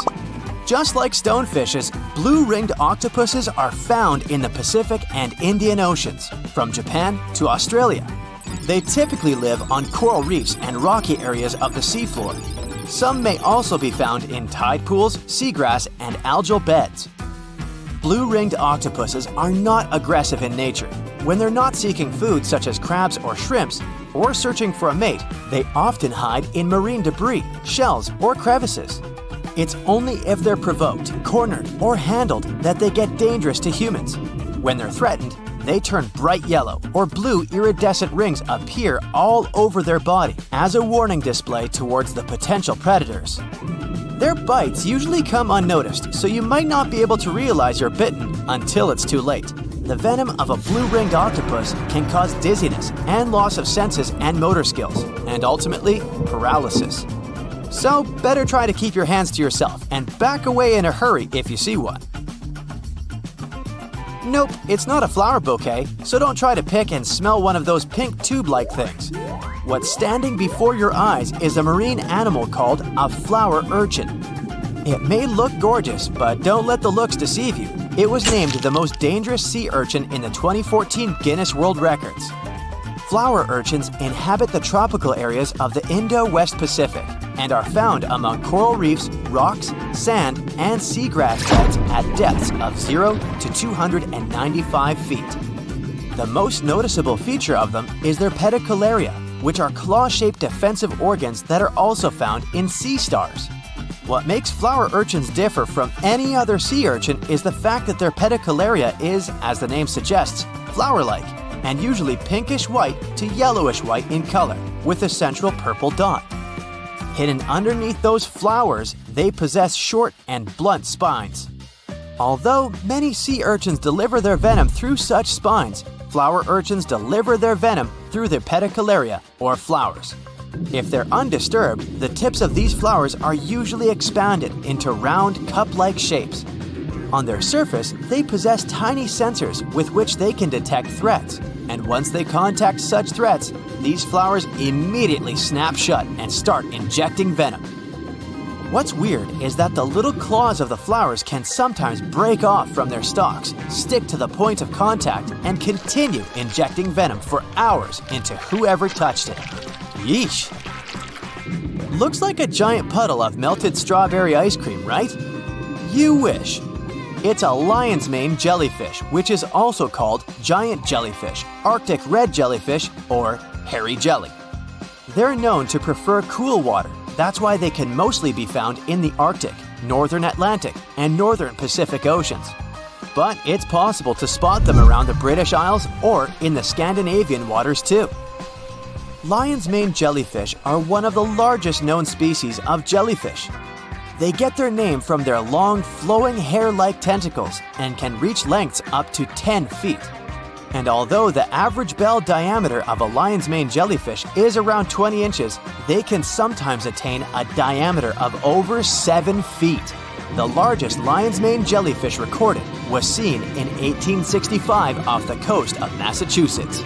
It was measured to have tentacles around 125 feet long and a diameter of 7 feet. To help you picture it, this is longer than a blue whale. Lion's mane jellyfish hunt by extending their tentacles outward and creating a trap to catch their food. Since they have around 1,200 stinging tentacles, the fish would have to be extremely lucky to be able to escape them.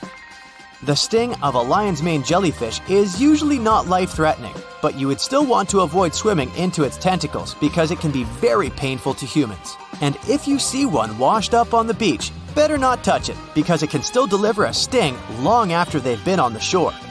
Fun fact, the lion's mane jellyfish appears in the Sherlock Holmes story, The Adventure of the Lion's Mane, as a suspect.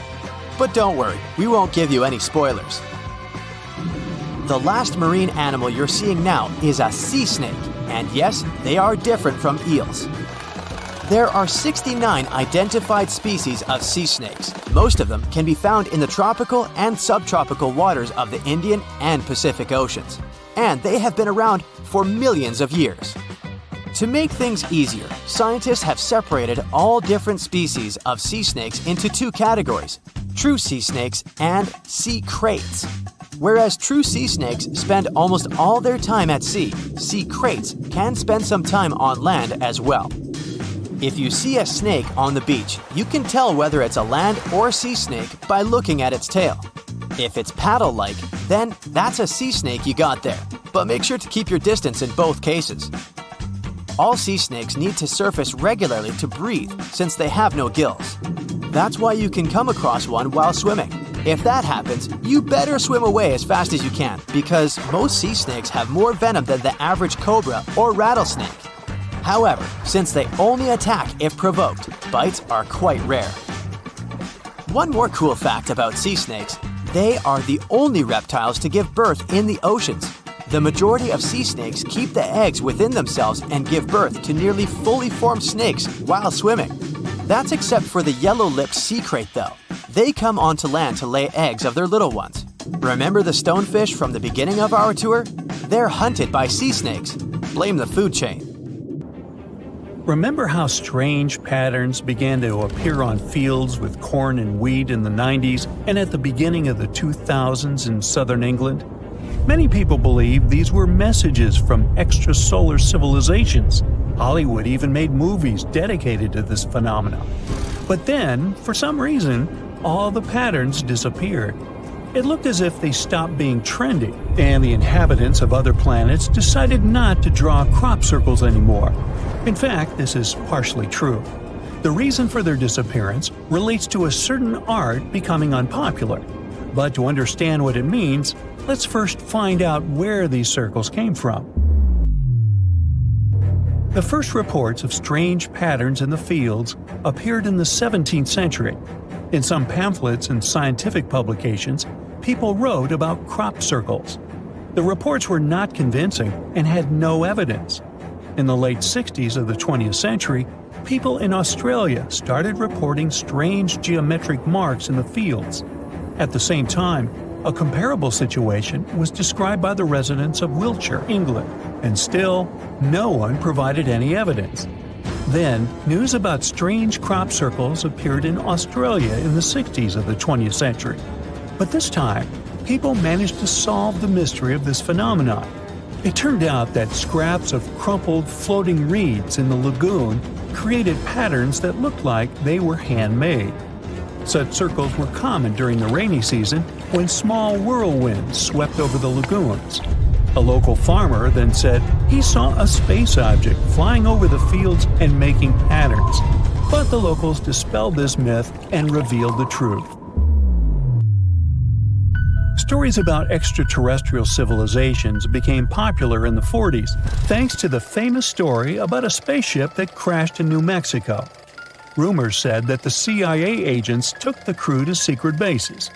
News about it appeared all over the U.S. People really believed that scientists studied the technologies of the space guests and conducted experiments on their bodies. And many believe that even today. People saw strange flying objects circle over Nevada. The appearance of colorful lights in the night sky of New Mexico became quite a frequent occurrence. Thousands of tourists came to see something like this with their own eyes, but it was all fiction. Those secret bases were and still are real, a testing ground for reconnaissance planes. Of course, many of them looked unusual, and people believed they had seen ships from other galaxies. And that object that fell in New Mexico was an ordinary weather balloon. All these crop circle stories and legends about secret bases became a topic of conversation for two friends, Doug Bauer and Dave Chortley.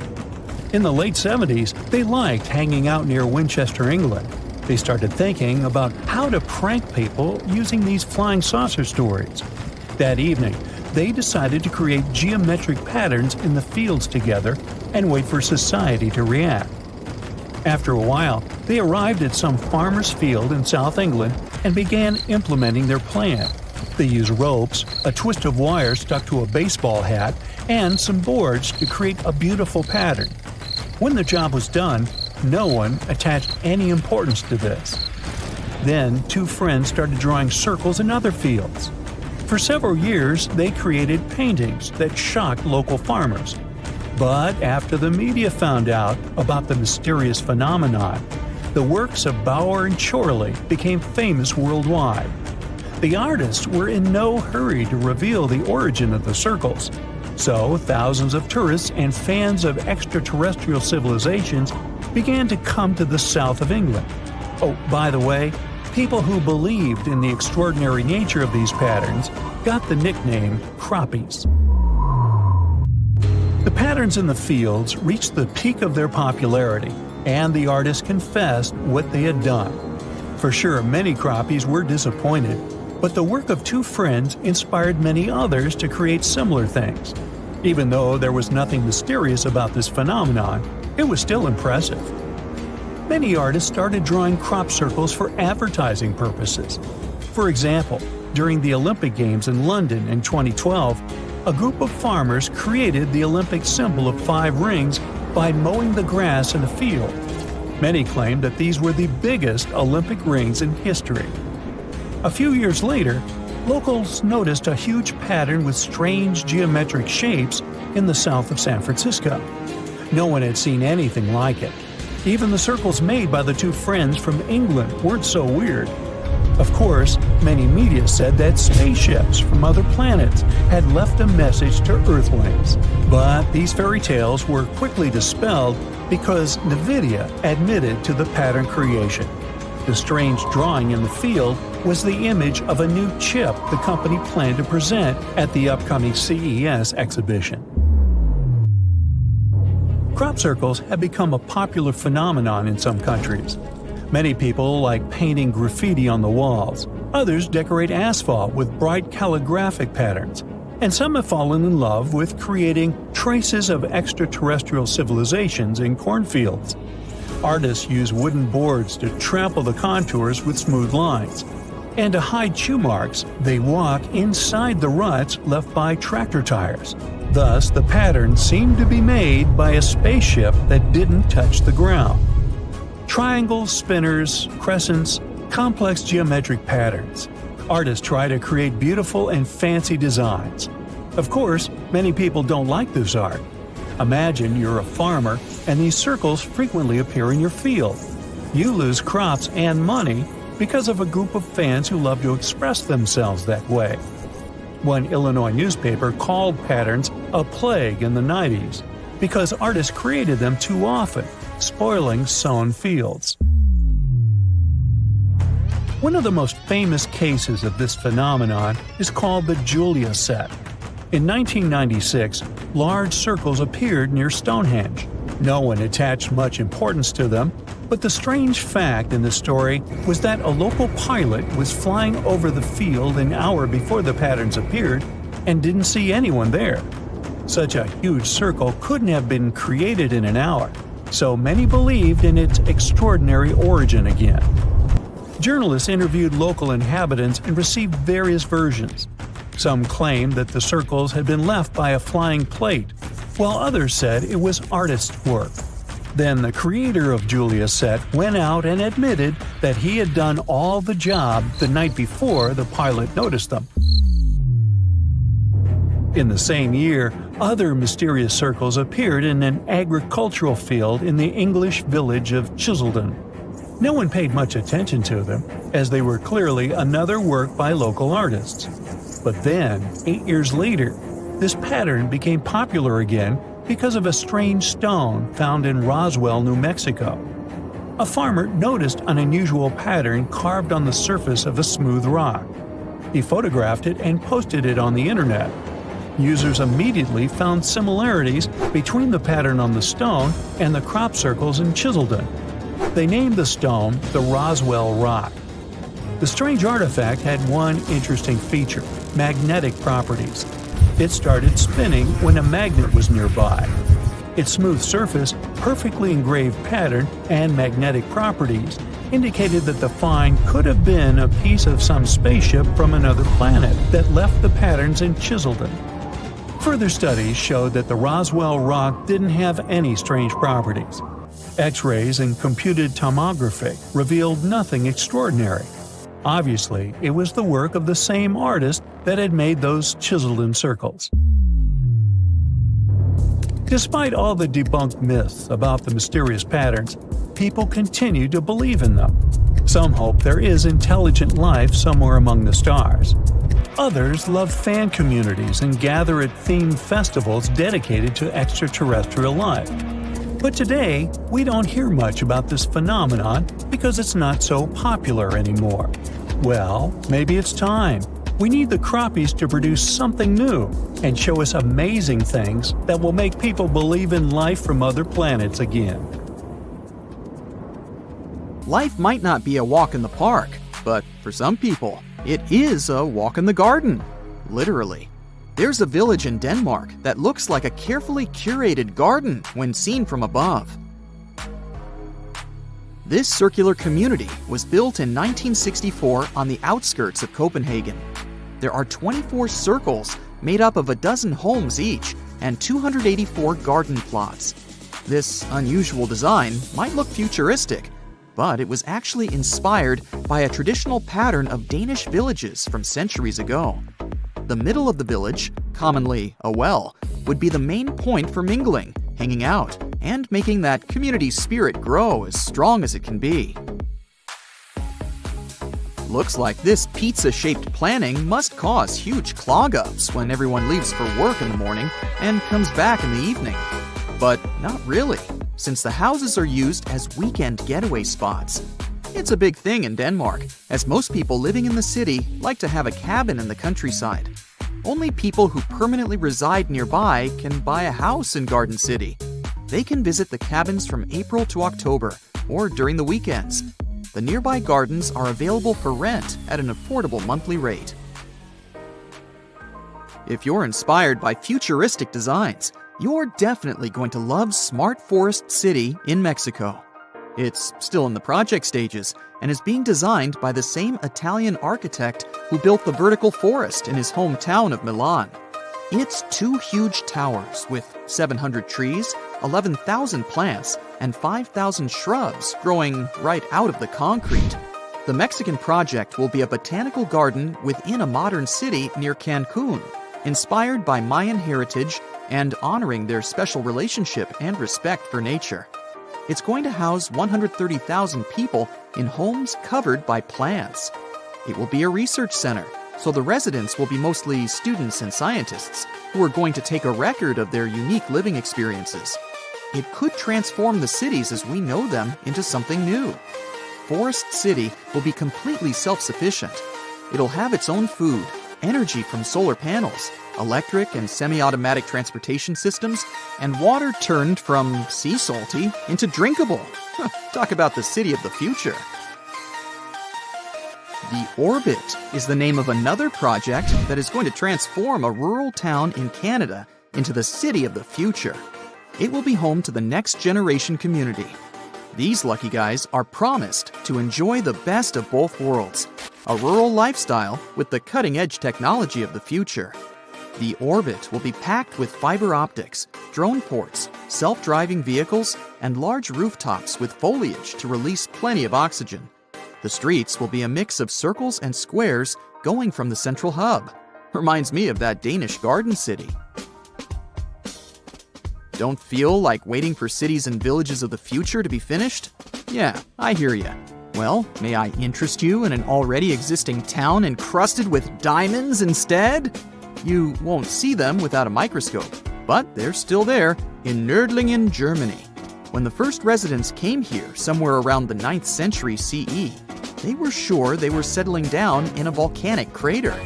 They didn't know the stone they were using for construction was embedded with millions of tiny diamonds, and the origins of the crater were out of this world.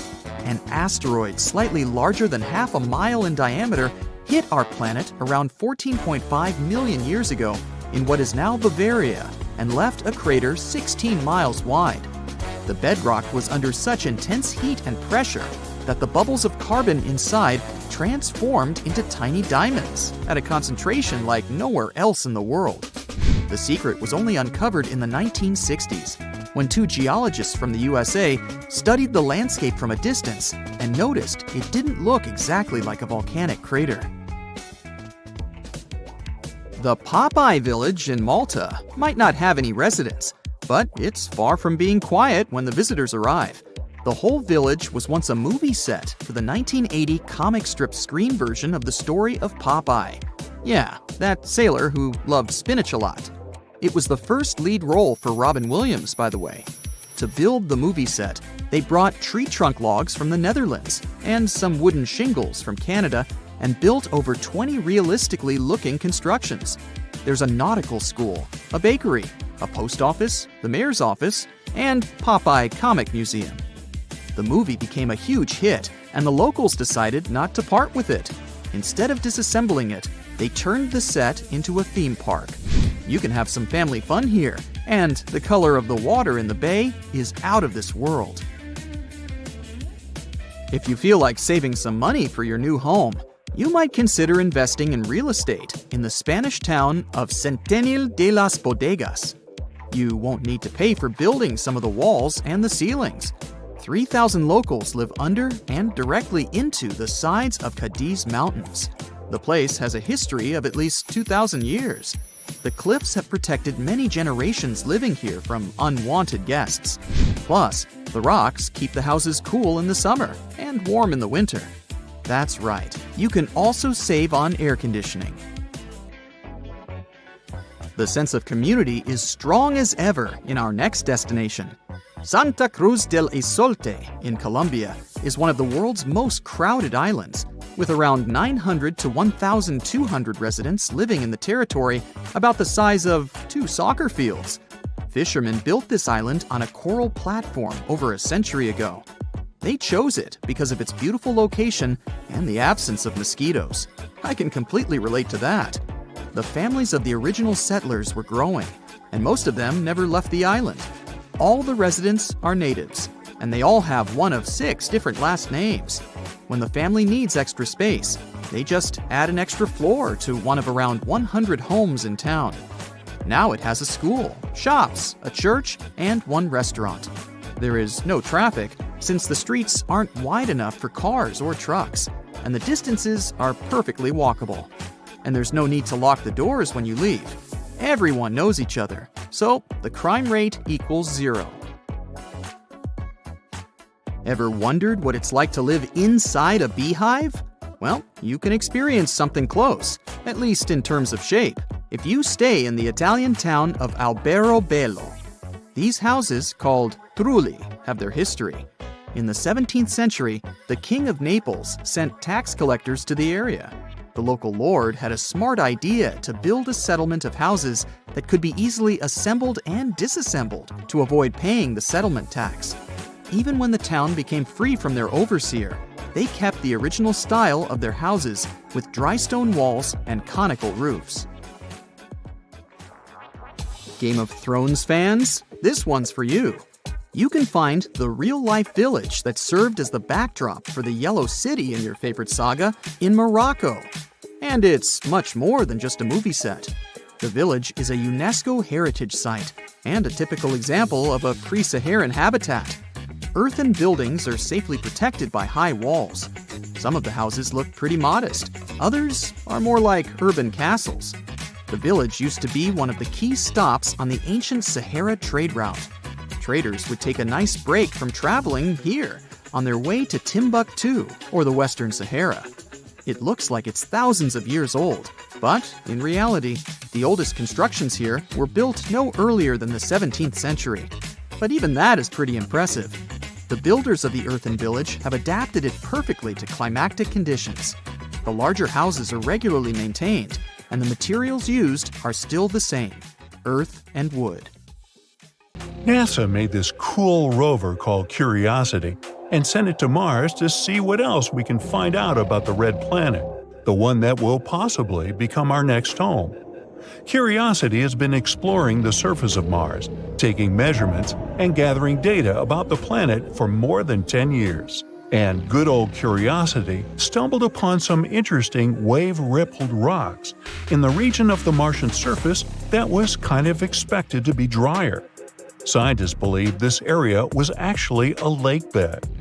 It might be the bottom of a dried-up lake and all that sediment and other things that have accumulated there. All this can give us some important clues about the history of the lake. For instance, the types of organisms that might have lived there, how deep the lake was, how long it was there, and similar stuff.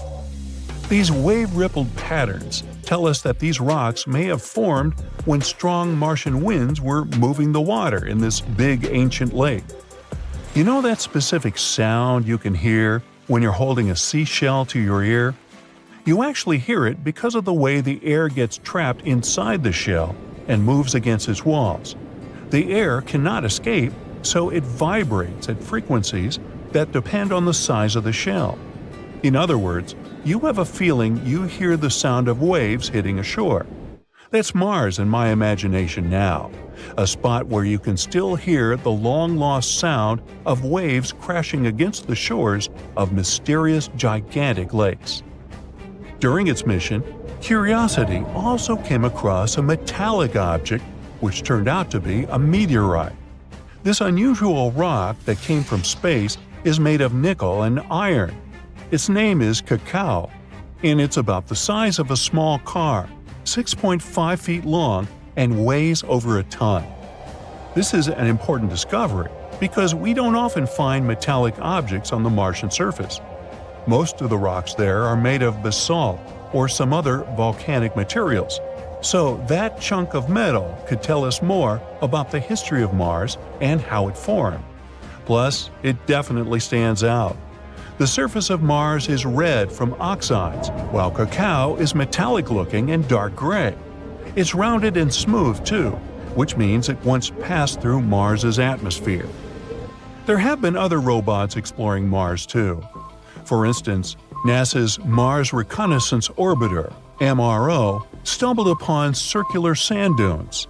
Sand dunes are usually very common on the red planet. They come in many different shapes and sizes, but circular ones like these are really rare. They consist of dark sand with light-colored material surrounding them. And the cool thing is that these dunes are arranged in a specific pattern, similar to the spokes of a wheel. It could be because of the way the winds blow. But back to our buddy, Curiosity. It's been exploring many other interesting things, like oxygen levels in the Martian atmosphere. The levels change depending on the season. There's more oxygen in the spring and summer. It's still not clear why, though, and of course, even that is not enough for us to really breathe there. The concentration of oxygen on Mars is 0.1%, which is about 100 times less than the concentration in Earth's atmosphere. The atmosphere of Mars is mostly made up of carbon dioxide, with traces of other gases. Curiosity was so good that it also decided to analyze the age of rocks it found. It seems they're much older than we previously thought. Some of them date back more than 3 billion years. Curiosity found organic molecules in soil samples too. These molecules are basically building blocks of life. Now, this doesn't prove there's indeed life on Mars. It's just one of the things that suggests there might have been some form of life a long time ago. Curiosity discovered potential evidence that there might be a large reservoir of liquid water beneath the south polar ice cap, probably very salty and full of different minerals. This high salinity is the reason why this water could remain liquid at temperatures well below freezing. It would be cool to have some sort of subsurface ocean to take a dip in, especially when these crazy Martian winds are raging on the surface. And it would be great to have something that would protect us from those insane radiation levels on the red planet. There are some pretty toxic chemicals and salts in the Martian soil, which can be really bad for humans. Astronauts could potentially end up being exposed to these toxic chemicals, either through direct contact with the soil or by inhaling dust that contains these salts. Also, these substances could be a problem for growing crops. This is a really big discovery for long-term missions to Mars, because astronauts would need to be able to grow their own food so they can survive while there. Another thing that favors the idea of potential life on Mars is discovering methane there. Methane is a very important finding because usually living organisms produce this gas. So, where did it come from if not from them? In reality, there are a few possible explanations for that. One is the geological activity of underground reservoirs. Another idea is that meteorites brought methane to the red planet. What's interesting is that levels of methane are higher in particular areas. So, yeah, I don't know about you, but I'll stick to the theory that it comes from living organisms. Now, it's possible that volcanoes on Mars are still active. We know there are many extinct volcanoes on the red planet, but we've never found enough evidence to prove that some of them are still alive.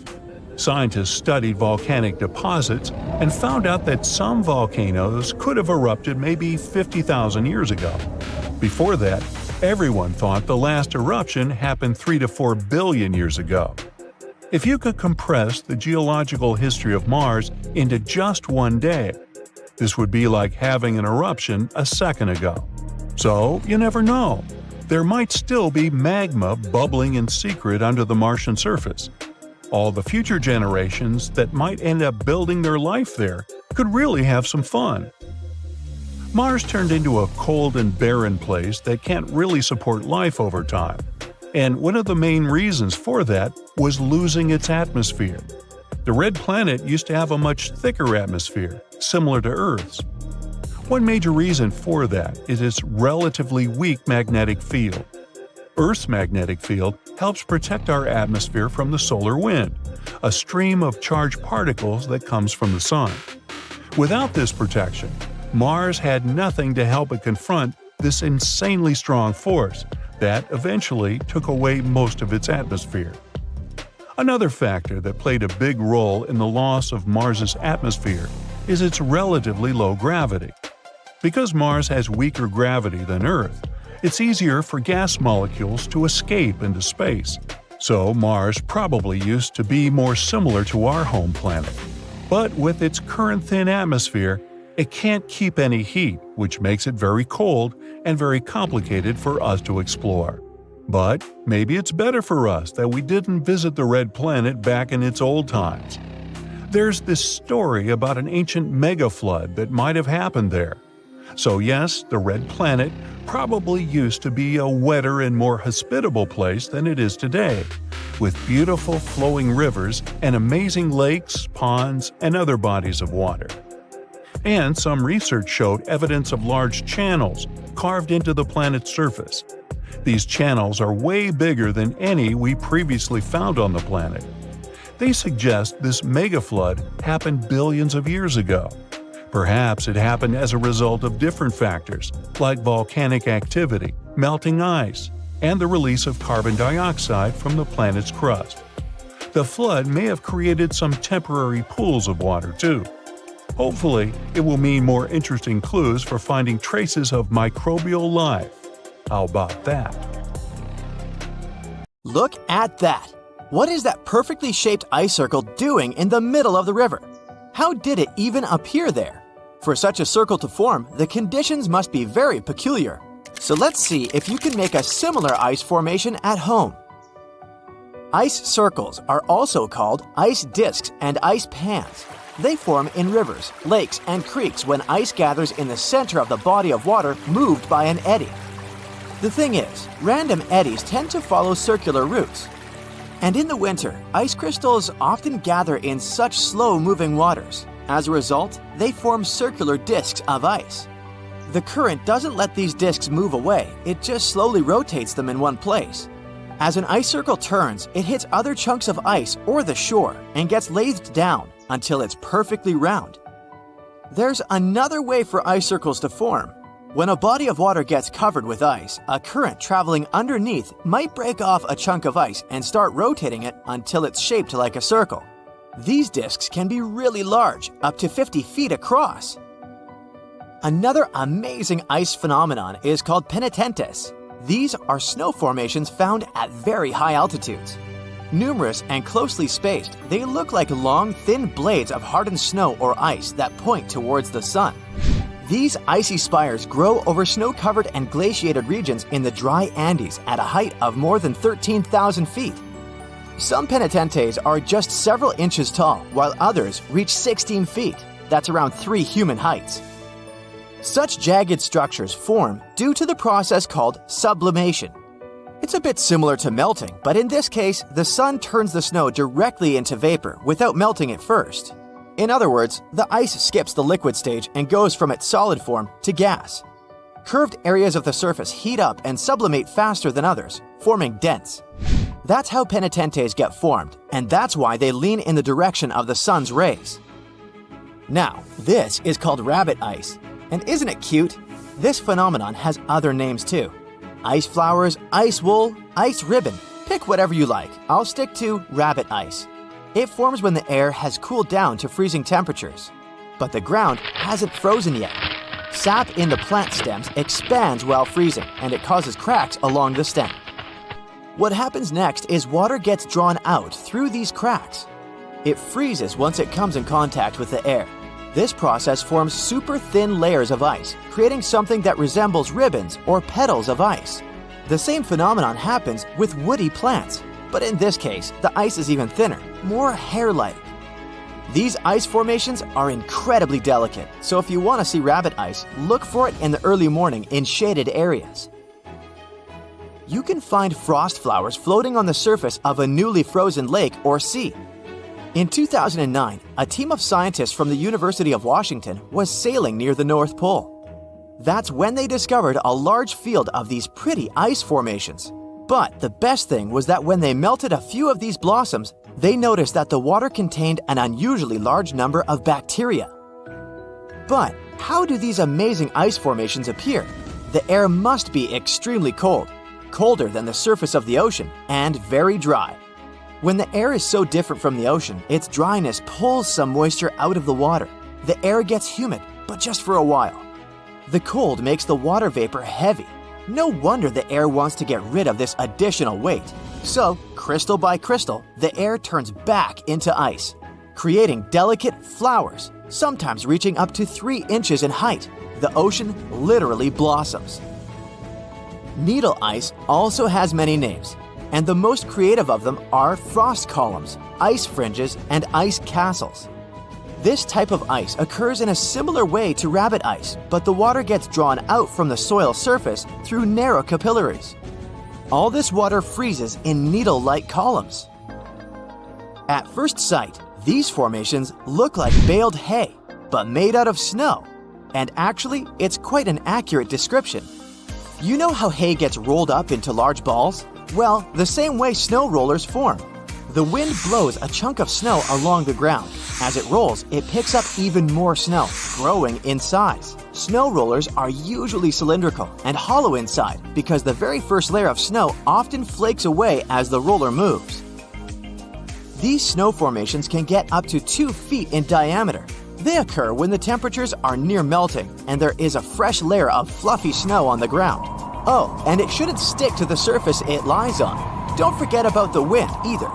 It should be strong enough to make the roller, well, roll, but not too strong to break it apart. These conditions sound rather precise. That's why snow rollers are so rare. But it's not only ice that creates amazingly beautiful things. Fire can do it too. Look at Pele's hair. These thin threads may look golden and pretty, but they're very dangerous to pick up. The wind sometimes catches small droplets of lava coming from active volcanoes. These droplets get carried miles away from the vent and are stretched into super thin glass wires, also called hair lava. Some strands can be as long as 6 feet. Have you warmed up yet? Then it's time to cool down again. On March 19, 2018, the inhabitants of Alabama had to run for their lives not to be hit by huge chunks of ice falling from the sky. It was the infamous hailstorm of Alabama, which caused millions of dollars worth of damage. After the hailstorm, it looked as if the place had been thoroughly trashed by savages. Broken shop windows, smashed car windshields, broken billboards, and holes in roofs. But what made researchers really excited was a hailstone found near the town of Cullman, Alabama. This softball-sized monster was more than 5 inches across and thus set a new state record. Now, look at these pretty bubbles. They're pockets of highly flammable and combustible methane gas. Trapped underwater, this gas forms psychedelic landscapes and stunning patterns. Typical for northern latitude lakes, such as Lake Abraham in Alberta, Canada, these bubbles appear when animal remains, leaves, and plants fall into the water and get consumed by bacteria. These bacteria later excrete methane gas. But don't fall for the beauty of this phenomenon. When spring comes, the ice melts and the methane bubbles start to fizz and pop in a most amazing fashion. But if you happen to light a fire in the area, everything may go boom. Imagine surfing a perfect wave when it suddenly freezes. Well, it sure sounds creepy. Luckily, such things don't happen in life, right? Wrong. You can see mind-boggling frozen waves in Antarctica. These waves occur when the ice gets compressed and the ever-increasing pressure squeezes the air bubbles out of it. As for the beautiful blue color, it's the result of the ice melting and refreezing. And a bonus for you, frozen Niagara Falls. In 2018, the legendary waterfalls, located at the border between New York State and Ontario, Canada, managed to shock everyone into silence. Tourists who arrived to admire the power of the roaring water were astonished to find Niagara Falls frozen. Jumping ahead of myself, the waterfalls weren't frozen per se, since such a feat is impossible for a mass of flowing water that huge, but microscopic water droplets that got airborne off Niagara Falls, as well as the mist, formed a crust of ice over the rushing water. As a result, you could be looking at the waterfalls and be sure that they were frozen. In reality, the water kept flowing, but it was hidden beneath the ice. you plan to spend your summer vacation in Africa. The final destination is the Sahara Desert. It's located in northern Africa, stretching from the Atlantic Ocean to the Red Sea. You're excited to ride camels and learn about the region's rich cultures. You hop on an extensively long flight, and finally, you are here. You find yourself in the world's biggest hot desert. Can you believe it's 3 million square miles? You're ready for your first adventure after drinking liters of ice-cold water. The guide gives you a choice. You can spend 2 weeks visiting a collection of oases, or you can help them solve an ongoing local mystery. Deep into the desert, near this Algerian town, lies a mystery begging to be solved. A collection of huge, spotted circles in the sand. There are dozens of them, stretching for miles in a straight line. The circles were first identified via Google Earth images several years ago. People have debated them for years, but no one seems to know the answer. The strange thing is that they are so many miles away from any towns, roads, or human activity. The quickest way to discover the truth behind the circles is asking questions. You grab your notebook and set out to talk to locals. Everyone is helpful in this scenario: geographers, anthropologists, elders, and historians. The first person you talk to is a map expert. You need to understand if those circles were authentic or a satellite glitch. You end up interviewing the people who take Google Earth satellite pictures. The circles are really there. They appear in multiple pictures from many years. Then, let's understand why they are there in the first place. After 2 days of interviews, you have your first lead. The circles could be the result of oil activity. Experts explained why this would make sense. Algeria is a rich area for natural resources, so this would be a sensible guess. Usually, to find out if there is anything worth extracting, companies would undertake seismic surveys. Seismic surveys are a way of analyzing the Earth's surface by sending shock waves into the ground. Depending on how these waves bounce back, you'll know what is located there. A special vehicle could have marked the soil that way. So, did we unravel the mystery? Not quite so. As you know, the Sahara Desert is one of the driest areas on the planet. The average high temperatures in summer are over 104 degrees Fahrenheit. To survive there, people need to find ways of accessing water. So, these circles could be a kind of ruin or leftovers from ancient water wells. Again, I'd say this is a sensible guess. Ready for some fact-checking? Some anthropologists agree that these circles could be ancient fogueras. Foguera is the name of a 2,500-year-old style of irrigation system, usually found in northern Africa. It is also known as a qanat in other places in northern Africa. Locals would dig a deep well at an elevated point, deep enough to tap into underground water. They would then dig parallel shafts at regular distances. Then they would dig an underground channel that connected the city to the well. Solely with the help of gravity, water would run from the well to the city. This traditional technology provided water for crops, livestock, and humans. Now, let's say these wells made human-made oases possible. Even the closest municipality name was an indication that this could be true. The name Fogueret Essaouira is actually named after Foguerets, these ancient wells. Now, this lead was proving to be very accurate. You decide to travel over there to see for yourself. You take a local bus, sit back, and enjoy the ride. The landscape in northern Algeria is filled with ancient-looking towns. You even see ruins of wells along the way, on the outskirts of smaller cities. Opening Google's satellite images, you can see the qanat's markings on the ground, a series of holes running down several miles. But as soon as you arrive, you find out you were wrong. Dale Lightfoot, one of the world's leading experts on qanats, said that the circles were definitely not qanats. Even the satellite images confirm this difference. Uh-oh, we were so close. Apparently, qanats or fogueras would not run down a straight line. They wouldn't be shaped like circles. Another clue that this wasn't the case was that there were no towns at the end. The circles were really far away from any human activity, and qanats were explicitly built to provide water for human settlements. Well, it sure was a good try. You almost gave up on this mystery when you decided to take one more field trip. It was days of preparation, pick up cars, food, equipment, all so that the mystery of the Sahara circles could be unraveled. On the first day, you drove over 99 miles into the desert. You were always curious to see what this part of the world looked like. Over there, you see nothing but mustard yellow dunes. The night sky is pretty decent though. You can see the entire Milky Way with your own eyes. You set up camp and sleep under a canopy of stars. The next day, tension grows. There's no cell reception. Oh dear. But thankfully, you added the coordinates of the circles to your Google map. And surprise, the offline mode works out there. You follow the coordinates, but it leads you astray. You start to get nervous, thinking this was all in vain. But you and the team get into the car and drive a few more miles past the coordinates on your phone. After a very bumpy ride, you can't believe your eyes. There it is, an enormous crater dug on the sand, surrounded by 12 smaller holes. From up high, it looks like a clock, without the pointers, of course. On the ground, they're very faint, so faint you almost miss them. Searching the area, you notice all the holes had something similar, metal wires, thin wires that you can pull from the ground. They're buried deep, so you start digging. An object starts to reveal itself. Uh-oh, it looks like old dynamite. This certainly surprises you. Better stop digging to avoid any accidents.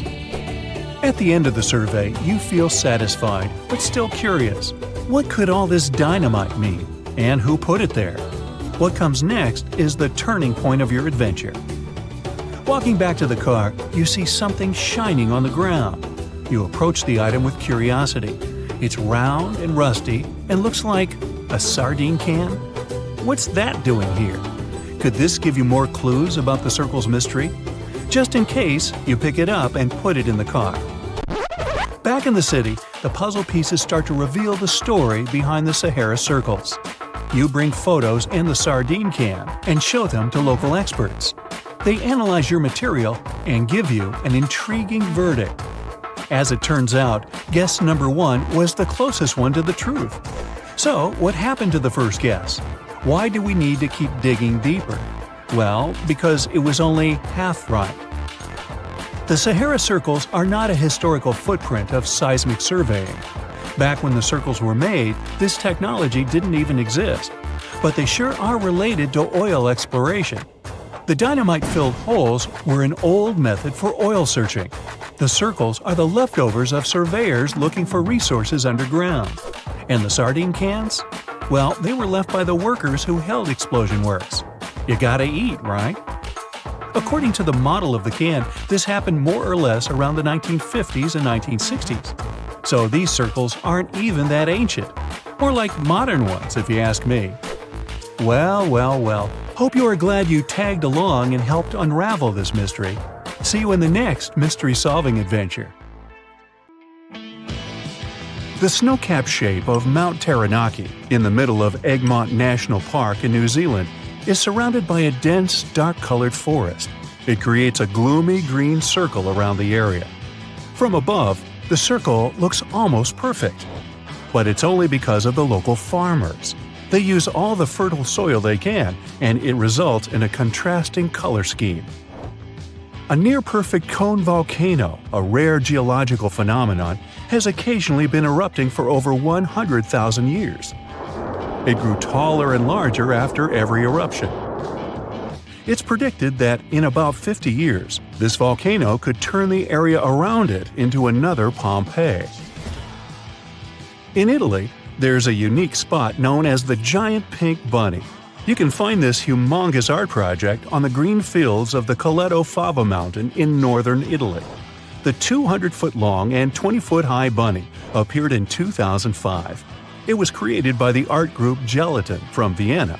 Not only does it have a strange and unique design, but it's also knitted. It took the team 5 years to finish the delicate structure. It used to be just like any other stuffed toy. Visitors could climb the bunny, taking in the views around them. But since it was placed on the hills, the art piece has started decaying. After all, it was only meant to last 20 years at the most. The once bright pink bunny has turned gray and has almost disappeared. If you look at the Google Maps satellite images these days, you might only notice its outline. While not as popular as Old Faithful, the Grand Prismatic Spring in Yellowstone Park, Wyoming is one of the most spectacular sights to see even from ground level. But from above, the bright bands of orange, yellow, and green really start showing their beauty. It's one of the biggest springs in the world, larger than a football field at 370 feet across. The hot water in it travels 121 feet to the surface. The spring is a feeding ground for heat-loving bacteria that change their color in the cooler water. A director searching for an unusual area for filming discovered a mysterious floating island in northeastern Argentina. Almost perfectly round and surrounded by a dark forest, it gives you an eerie feeling. No wonder the place got nicknamed the Eye. With the help of time lapses on Google Earth, it was discovered that the inner landmass was moving around rather than sitting still as was first believed. A circle of land 387 feet in diameter, ranging from several inches to many feet in thickness, casually floats in the clear waters. It even rotates slowly, pushed by the cold water from below. This water is still being studied. It's completely exclusive to the surrounding area. From above, it looks like nothing more than a little island sitting in Homebush Bay, Australia. But zooming in will change that perspective. Once a successful trading port, the bay is filled with 4 abandoned cargo freighters that were too hard to remove. Once they became decommissioned, they were left in the bay and forgotten. The shipwrecked SS Airfield transformed from a broken-down wreck into a small but beautiful nature reserve. It's filled with thriving mango trees that have overtaken the ship and are slowly breaking down its hull. In the Gobi Desert, in the northeast part of China, bizarre symbols appeared in certain areas. This led to many theories of what they could be. Maybe ancient markings like the Nazca lines found in Peru. Guesses range from odd weather patterns and pipelines for some future development to target practice areas. But it turned out to be none of those. They're simply special symbols used to calibrate the cameras on China's satellites. The Badlands Guardian in Walsh, Canada, is one of the most famous and fascinating spots you can find on Google Earth. It looks like a man's head carved into the landscape. A feather headpiece that Native Americans used to wear sits on top of the head. It must be quite a modern design because the face also seems to have a pair of earphones. Unfortunately, it's just a simple road with an oil rig at the end. From ground level, the entire thing is not nearly as impressive. It looks just like any other exposed rock face that's been changed by the seasons. But this phenomenon is nothing more than the pareidolia effect, the same that makes you see objects in the clouds. An island on a lake, on an island in a lake, on an island is surely a mouthful. But Google Earth beautifully captured the place. A tiny island named Vulcan Point sits inside a crater lake on an island called Volcano Island inside a lake called Lake Tull on the Philippine islands of Luzon. It's one of the only 2 lakes in the world that have been discovered to have a third-order island in them. Tull Volcano is still active. And because of the large lake inside the crater, there's a risk of a volcanic tsunami. It can be triggered by debris falling into the lake after an eruption. This might create waves in the lake that can spill over the sides of the crater. The Firefox crop circle appeared in a cornfield in Oregon in 2006, but it wasn't some mystery or rare phenomenon. Celebrating the browser's 50 millionth download, the Linux users group from the Oregon State University created the giant logo. It was larger than 45,000 square feet. The group members stomped down all the stocks in a near-perfect circle. It was completed in under 24 hours after 2 careful weeks of planning. The final circle had a diameter of over 200 feet and was completely invisible from the road. It could only be appreciated from the sky. The most beautiful bright blue ponds are found at the Intrepid Potash Mine near Moab, Utah. Most potash forms in desert regions where inland seas or lakes dry out. As the water evaporates, it leaves behind potassium salt deposits. Most evaporation ponds are more reddish in color, but some dye was added to these particular ones. Dark water absorbs more sunlight and heat, speeding up the evaporation process. This leaves behind the salts much more quickly. Stunning aerial views of these ponds are a bonus. Making the largest advertising logo on Earth is something every marketing agency would dream of doing. And Coca-Cola did just that in 1986. The logo is an extremely large sculpture. It can only be viewed in its entirety from the sky. The biggest problem about such advertising, though, is that barely anyone knows about it. This huge Coke ad is 160 feet tall and 394 feet wide. It was built from 70,000 empty Coke bottles in northern Chile's Arica. The gigantic monument was created to celebrate the brand's 100-year anniversary. A guitar of this size can only be appreciated from extremely high above. The unusual shaped forest is located south of Cordoba in the Pampa region of Argentina. Known as the Guitar Forest, it extends for more than half a mile. It also contains more than 7,000 cypress and eucalyptus trees. A 74-year-old Argentine farmer, with the help of his children, managed to transform this piece of land into something magical, all done to pay tribute to his beloved wife. From high above, this area seems to be just a collection of boulders in the middle of a lake, but this is actually Hippo Pool in Tanzania. Hippos are common in all the rivers in the area, but this spot is certainly the best in the Serengeti to watch them playing around. The animals there swim in large groups of about 200 hippos. They stir up the waters and fill every square inch of space inside. If you can't get to Tanzania to see the spectacle, Google Earth gives you the opportunity to have this experience in the safety of your home. There are many large-sized pools in the world, and then there's the pool at San Alfonso del Mar, a resort outside of Santiago, Chile. Officially, the world's largest pool ever created, it cost nearly $2 billion to build. The pool is roughly the size of about 16 football fields. The water for the pool is taken from the Pacific Ocean. It gets filtered and treated multiple times a day to keep the gigantic pool clean. There's a saltwater pool inside a large glass pyramid, if you want to swim in a pool inside a pool. I'm getting confused. A strange and mysterious swirling pattern appeared in the desert of Egypt back in 1997. When this design was first discovered on Google Earth, it created a bit of a stir of what it could be. That was until it turned out to be nothing more than a giant art installation called Desert Breath. Two intertwining spirals are complete opposites. One spiral is piles of sand that are shaped like cones, and the other is made of mini craters. When the installation was first completed, the spirals led to the center of a circular pool of water. But since then, the water has dried out. Imagine you decided to take a road trip the old-fashioned way.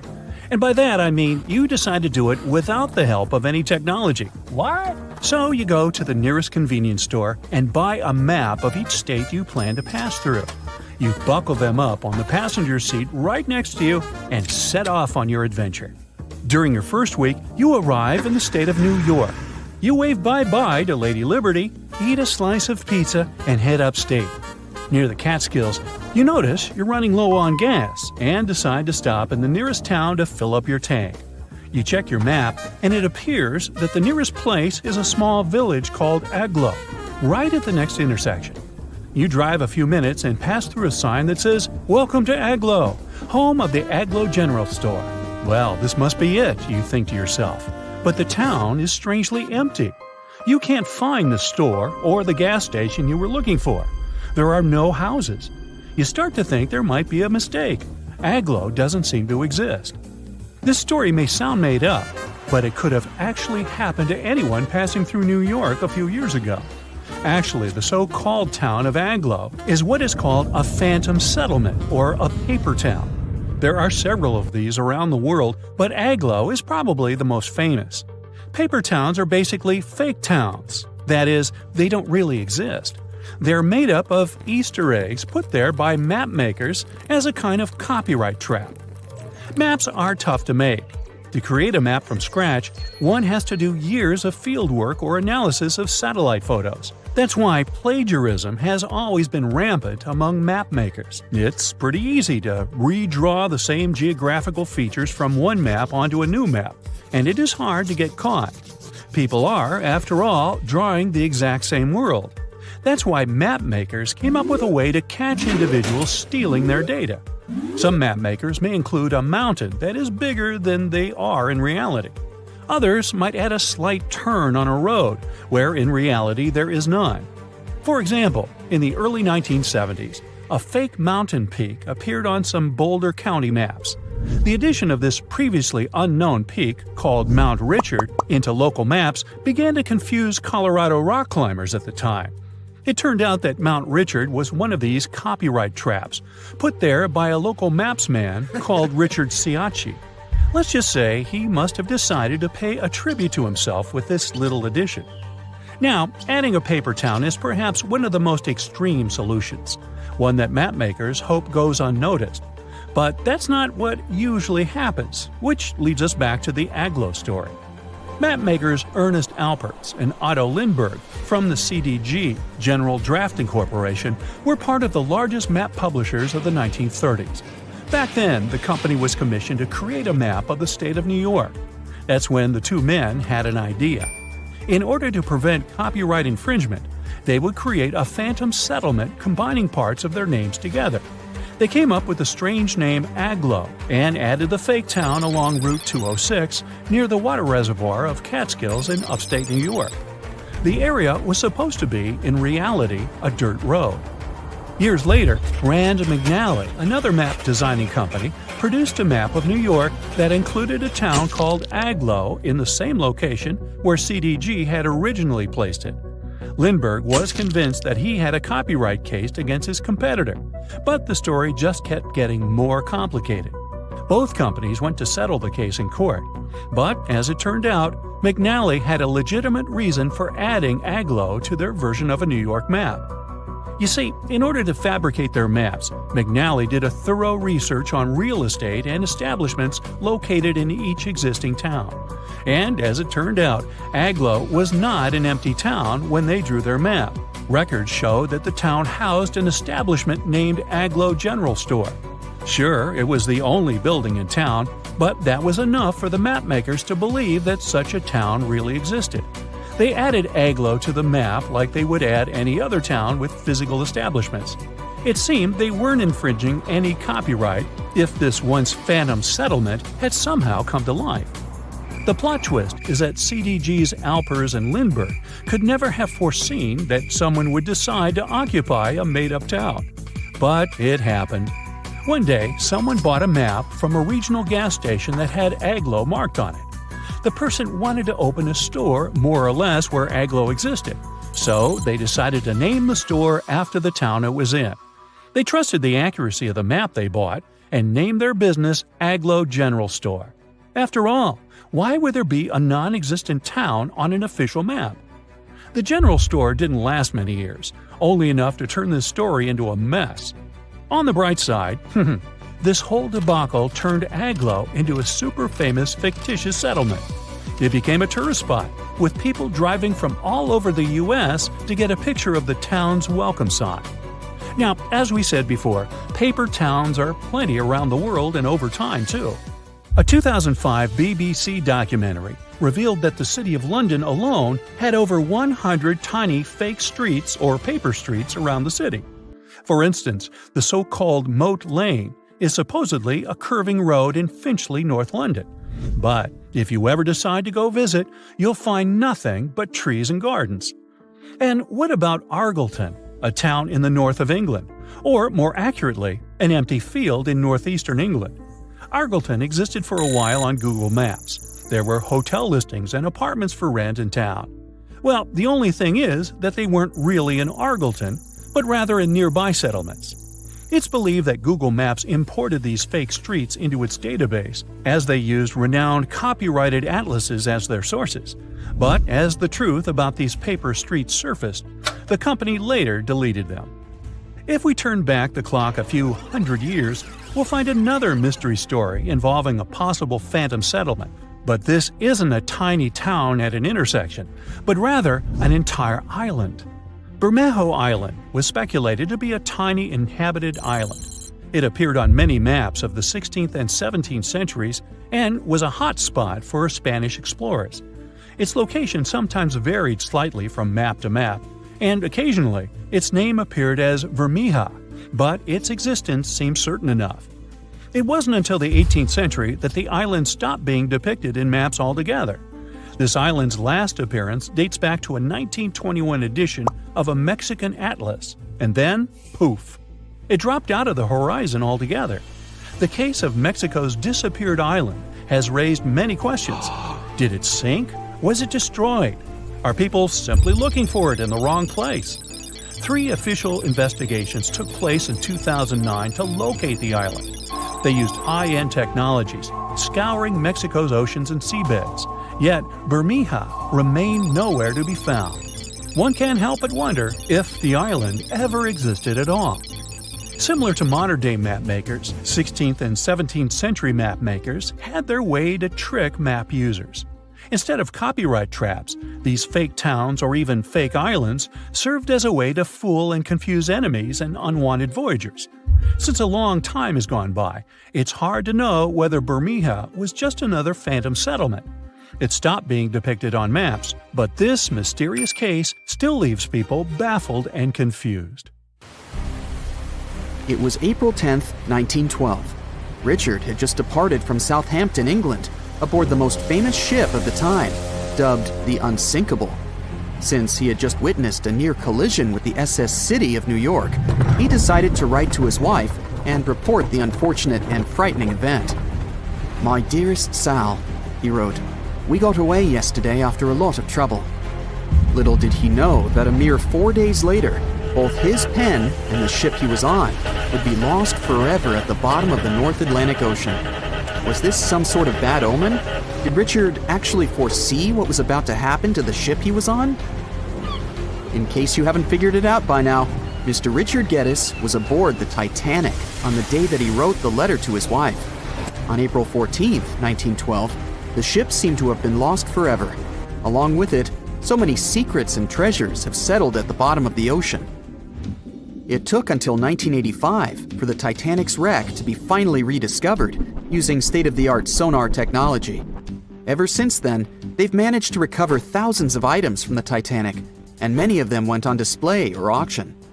Things like jewelry, a life jacket, a menu from the ship's restaurant, or even a sample square of carpet from the first-class stateroom have all captivated the public's attention, just like the many stories of the people on board. Scientists have even tried to come up with strategies to get the Titanic back up altogether to properly study it and stop it from getting more and more damaged at the bottom of the ocean. Some have suggested filling the wreck with ping pong balls to make it float, while others even considered injecting it with 180,000 tons of Vaseline. Another idea was to use 450,000 tons of liquid nitrogen to trap it in an iceberg that would float to the surface. But they eventually had to let go of all these potential strategies since the Titanic is way too fragile to ever be recovered.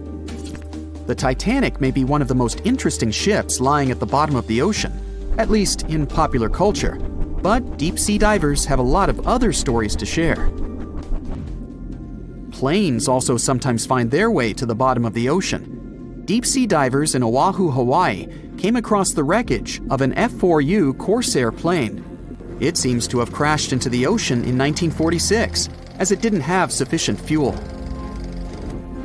If you can dive deep enough, you might even stumble upon statues and lost artifacts, like those found in the world's only underwater archaeological park off the coast of Naples, Italy. It features the ruins of the ancient Roman city of Baia. The underwater statues found here are breathtaking, to say the least. In an ironic twist of events, some of the equipment we intended to use to get us to the moon was lost at the bottom of the sea for a very long time. But how did that happen? Beginning from the late 1960s and ending in the early 70s, many Apollo rockets were launched to orbit the Earth and the moon. When reaching altitudes of about 38 miles, the first portion of the spacecraft, including the engines, needed to separate. People thought these components got destroyed or lost forever. But were they really? In 2012, a team of specialists discovered a bunch of rocket engines 14,000 feet off the coast of Florida. They have since gone through a 2-year renovation plan and are now on display at Seattle's Museum of Flight. Can you imagine stumbling upon a whole city underwater? Back in 2001, a lost city was discovered in the Gulf of Cambay, off the coast of India. Some archaeologists believe it to be the oldest city in history. By comparison, it's almost the size of Manhattan and features massive walls and even plazas. They stumbled upon pieces of sculpture, artwork, and even what looked like ancient wooden furniture, believed to date back up to 9,500 years ago and 5,000 years older than any city previously discovered. Okay, how about an underwater river? I can't even imagine what that would look like, but some deep divers claim to have seen it south of Tulum, Mexico. Is that even possible? Well, not really, since the Cenote Angelita Cave is not a true river, but a very special type of optical illusion. It's formed by a halocline, meaning a cloud of hydrogen sulfide at the bottom of this underwater cave. Turns out you can actually swim right through this cloud, which makes you feel like you're swimming through a flowing body of water. Not all things discovered underwater are inanimate objects. Some of them are actually quite scary sea creatures. A jellyfish might not be on your list of things to look out for if you can avoid the stings. But this giant one, also known as a lion's mane jellyfish, is the largest known species of its kind. In all fairness, you'll only uncover it if you happen to dive into the waters of the Arctic, Northern Atlantic, and Northern Pacific Oceans. You surely won't miss it, since it stretches across 120 feet from the top to the bottom of its tentacles. When it comes to deep-sea diving, a lot of people are looking to discover some lost treasure. One diver was lucky enough to have hit the literal jackpot when he came upon nearly $1 million worth of treasure on the bottom of the seabed. That was back in 2015, when this lucky diver was swimming just off the coast of Florida. What did he find, you might ask? Well, about 51 gold coins, 40 feet of gold chain, and a rare single coin that was tailored for the King of Spain, Philip V. Speaking of people looking for lost treasures, divers also sometimes found pirate ships. They discovered one of these pirate shipwrecks in 2015 off the coast of Colombia. It dates back to the 18th century. The value of this forgotten ship was estimated to be between $4 billion and $17 billion, as it contained treasures, precious stones, gold, and countless other really valuable items. By comparison, a whole island in the Bahamas is up for grabs at $75 million. A computer is the last thing you'd ever expect to discover underwater, right? And this was no regular computer, but an ancient one.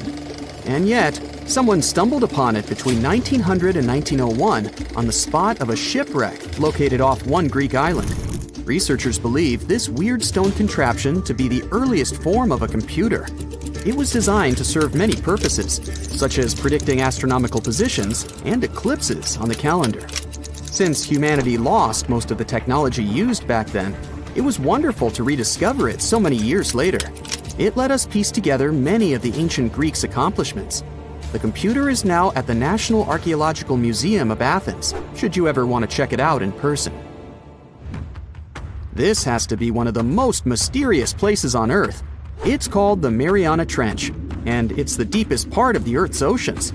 We really don't know how deep it is, since it's so difficult to measure, but it's somewhere around 7 miles deep and 5 times longer than the Grand Canyon. They first studied this massive underwater hole back in 1875 using a weighted rope. Back in 2012, a Canadian film director named James Cameron reached the bottom of the trench in the submersible vessel Deep Sea Challenger. Some of the most bizarre creatures on the planet call this place their home, including the Dumbo octopus, the sea cucumber, and the goblin shark. The Mariana Trench took its name after the nearby Mariana Islands, which are named Las Marianas in honor of the Spanish Queen Mariana of Austria. Have you ever wondered how cool buildings of the future are going to look? Well, hold on tight because artificial intelligence is here to revolutionize the world of architecture. AI is a great sidekick. It can give the architects incredible new tools to create mind-blowing structures that are not only stunning, but also eco-friendly and super efficient. So let's check what our beautiful future might look like. First of all, you know how cities can get crazy busy and overwhelming, right? Well, guess what? AI is here to save the day and make our cities super smart. Imagine you're cruising down the road in your flying car. Yes, we'll have those. Thanks to AI, the traffic flows like a dream. No more endless gridlock. The city knows where the most likely crime spots are and takes proactive steps to keep us safe. It's like having superheroes on every corner. And hey, forget about trash piling up. AI makes sure waste is managed efficiently, keeping our city clean and fresh. They can act as a city manager who can optimize everything from traffic to safety and even waste disposal. They can analyze tons of data from all sorts of places like sensors and social media. With all that information, they can help city planners make brilliant decisions that make our lives better. Okay, so you stroll down the street, and your eyes are instantly captivated by an extraordinary building. Its futuristic curves and features make it stand out from the rest. And it not only catches your eye, but also gives Mother Nature a high five. You might think it was designed by a genius architect, but little do you know it was actually a collaboration between humans and artificial intelligence. Imagine having a super smart design buddy who can whip up thousands of incredible building ideas in a blink of an eye. That's what AI-assisted design software does for architects. It can generate and assess a ton of design options. They take into account stuff like the best materials to use and the perfect placement for the building. Also, by analyzing data and crunching numbers, algorithms can help optimize the building's design. They can ensure it minimizes energy usage, conserves water, and manages waste like a pro. Every building strives to reduce costs, save energy, and promote a better world. The result? Architectural masterpieces that are both jaw-droppingly beautiful and super practical. The cityscape of the future will be dotted with these awe-inspiring structures. Oh, but that wasn't impressive enough for you? Well, how about a stunning, futuristic building that seems to defy gravity? It's not made of traditional bricks and mortar. Oh no! This marvel was created using the powers of 3D printing. With the help of AI, architects designed every intricate detail and fed all the important data, like what materials to use and how the site conditions might affect the structure. AI algorithms worked their magic to optimize the design, making it both breathtakingly beautiful and rock solid. 3D printing is basically like having a magical machine that can create awesome structures straight out of a sci-fi movie, and AI jumps in to make sure these structures are not just pretty, but also strong. In the city of the future, 3D printing will become the ultimate architect's tool. It will allow them to create structures that were once impossible to build. From mind-bending shapes to intricate details, the possibilities are endless. But AI isn't just making buildings look great, it also makes them efficient and cozy. Let's say you step into a futuristic office building, and voila! The lights automatically adjust to match your mood, and the temperature is set perfectly for you. These futuristic buildings are capable of sensing and responding to their surroundings, just like you do. They control the lighting, keeping it just right for the time of day. They manage the temperature, so it's always cozy and comfortable. They even keep a watchful eye on security and fix small issues before they become big headaches. So, the smart building knows when people come and go, so it optimizes energy usage accordingly, saving the planet and some cash along the way. Now the cool thing is, all these aren't the only possibilities. How about turning skyscrapers into a vertical forest? Recently, an architect from India got super excited about the power of artificial intelligence. So, he decided to team up with an image bot called Midjourney to create a vision for the future. But instead of a dull, robotic world, they aimed for something spectacular. With text prompts like utopian technology and futuristic towers, the architect and AI got to work. Guess what? Midjourney didn't disappoint. It conjured up a world where buildings were covered in lush vertical forests and adorned with shapes inspired by nature. They wanted to create a sustainable future that harmonized with the environment. The architect, Manas Bhatia, is super positive about AI's potential.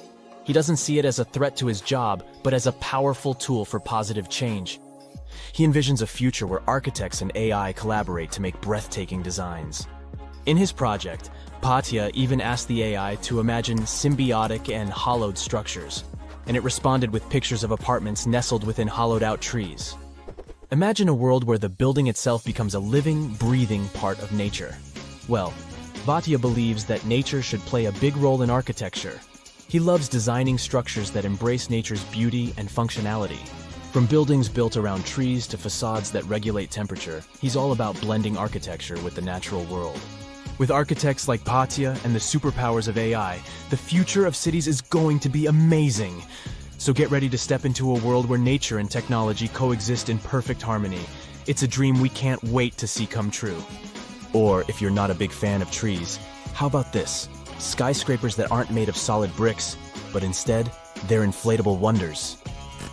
Zumo, an architectural practice in Barcelona, used the magic of AI to bring these wobbly structures to life. These inflatable superstructures rise above future cities like illuminated balloons in the sky. Here's the best part. These inflatable buildings have sustainability superpowers. You can pump them up to towering heights, flatten them for easy transportation, and rebuild them wherever they're needed. Plus, they're powered by renewable energy, reducing their impact on the environment. Pretty cool, right? Phew, the future is zooming toward us like a rocket. Artificial intelligence can become the secret sauce that makes architects' work extra special. But hey, with great power comes great responsibility. We need to use AI wisely and ethically. For now, we don't have to worry about machines replacing architects. Artificial intelligence still needs a human hand, or else we might end up with buildings that look like mashed up bananas or ice cream cones, unless that's your thing. In addition, humans have one important advantage. They, well, are humans. We need to keep in mind that artificial intelligence doesn't have emotional intelligence. It's a brainy genius, but it can't fully understand the feelings and vibes we humans crave in our spaces. So, we must remember to infuse our designs with that human touch, those warm and fuzzy elements that make us go, "Ah, I feel right at home." And let's not forget that AI is still learning. It's basically just taking its first steps, and we need to be patient and give it time to grow. Rushing things too quickly could lead to wonky designs or buildings that look like a jumbled puzzle.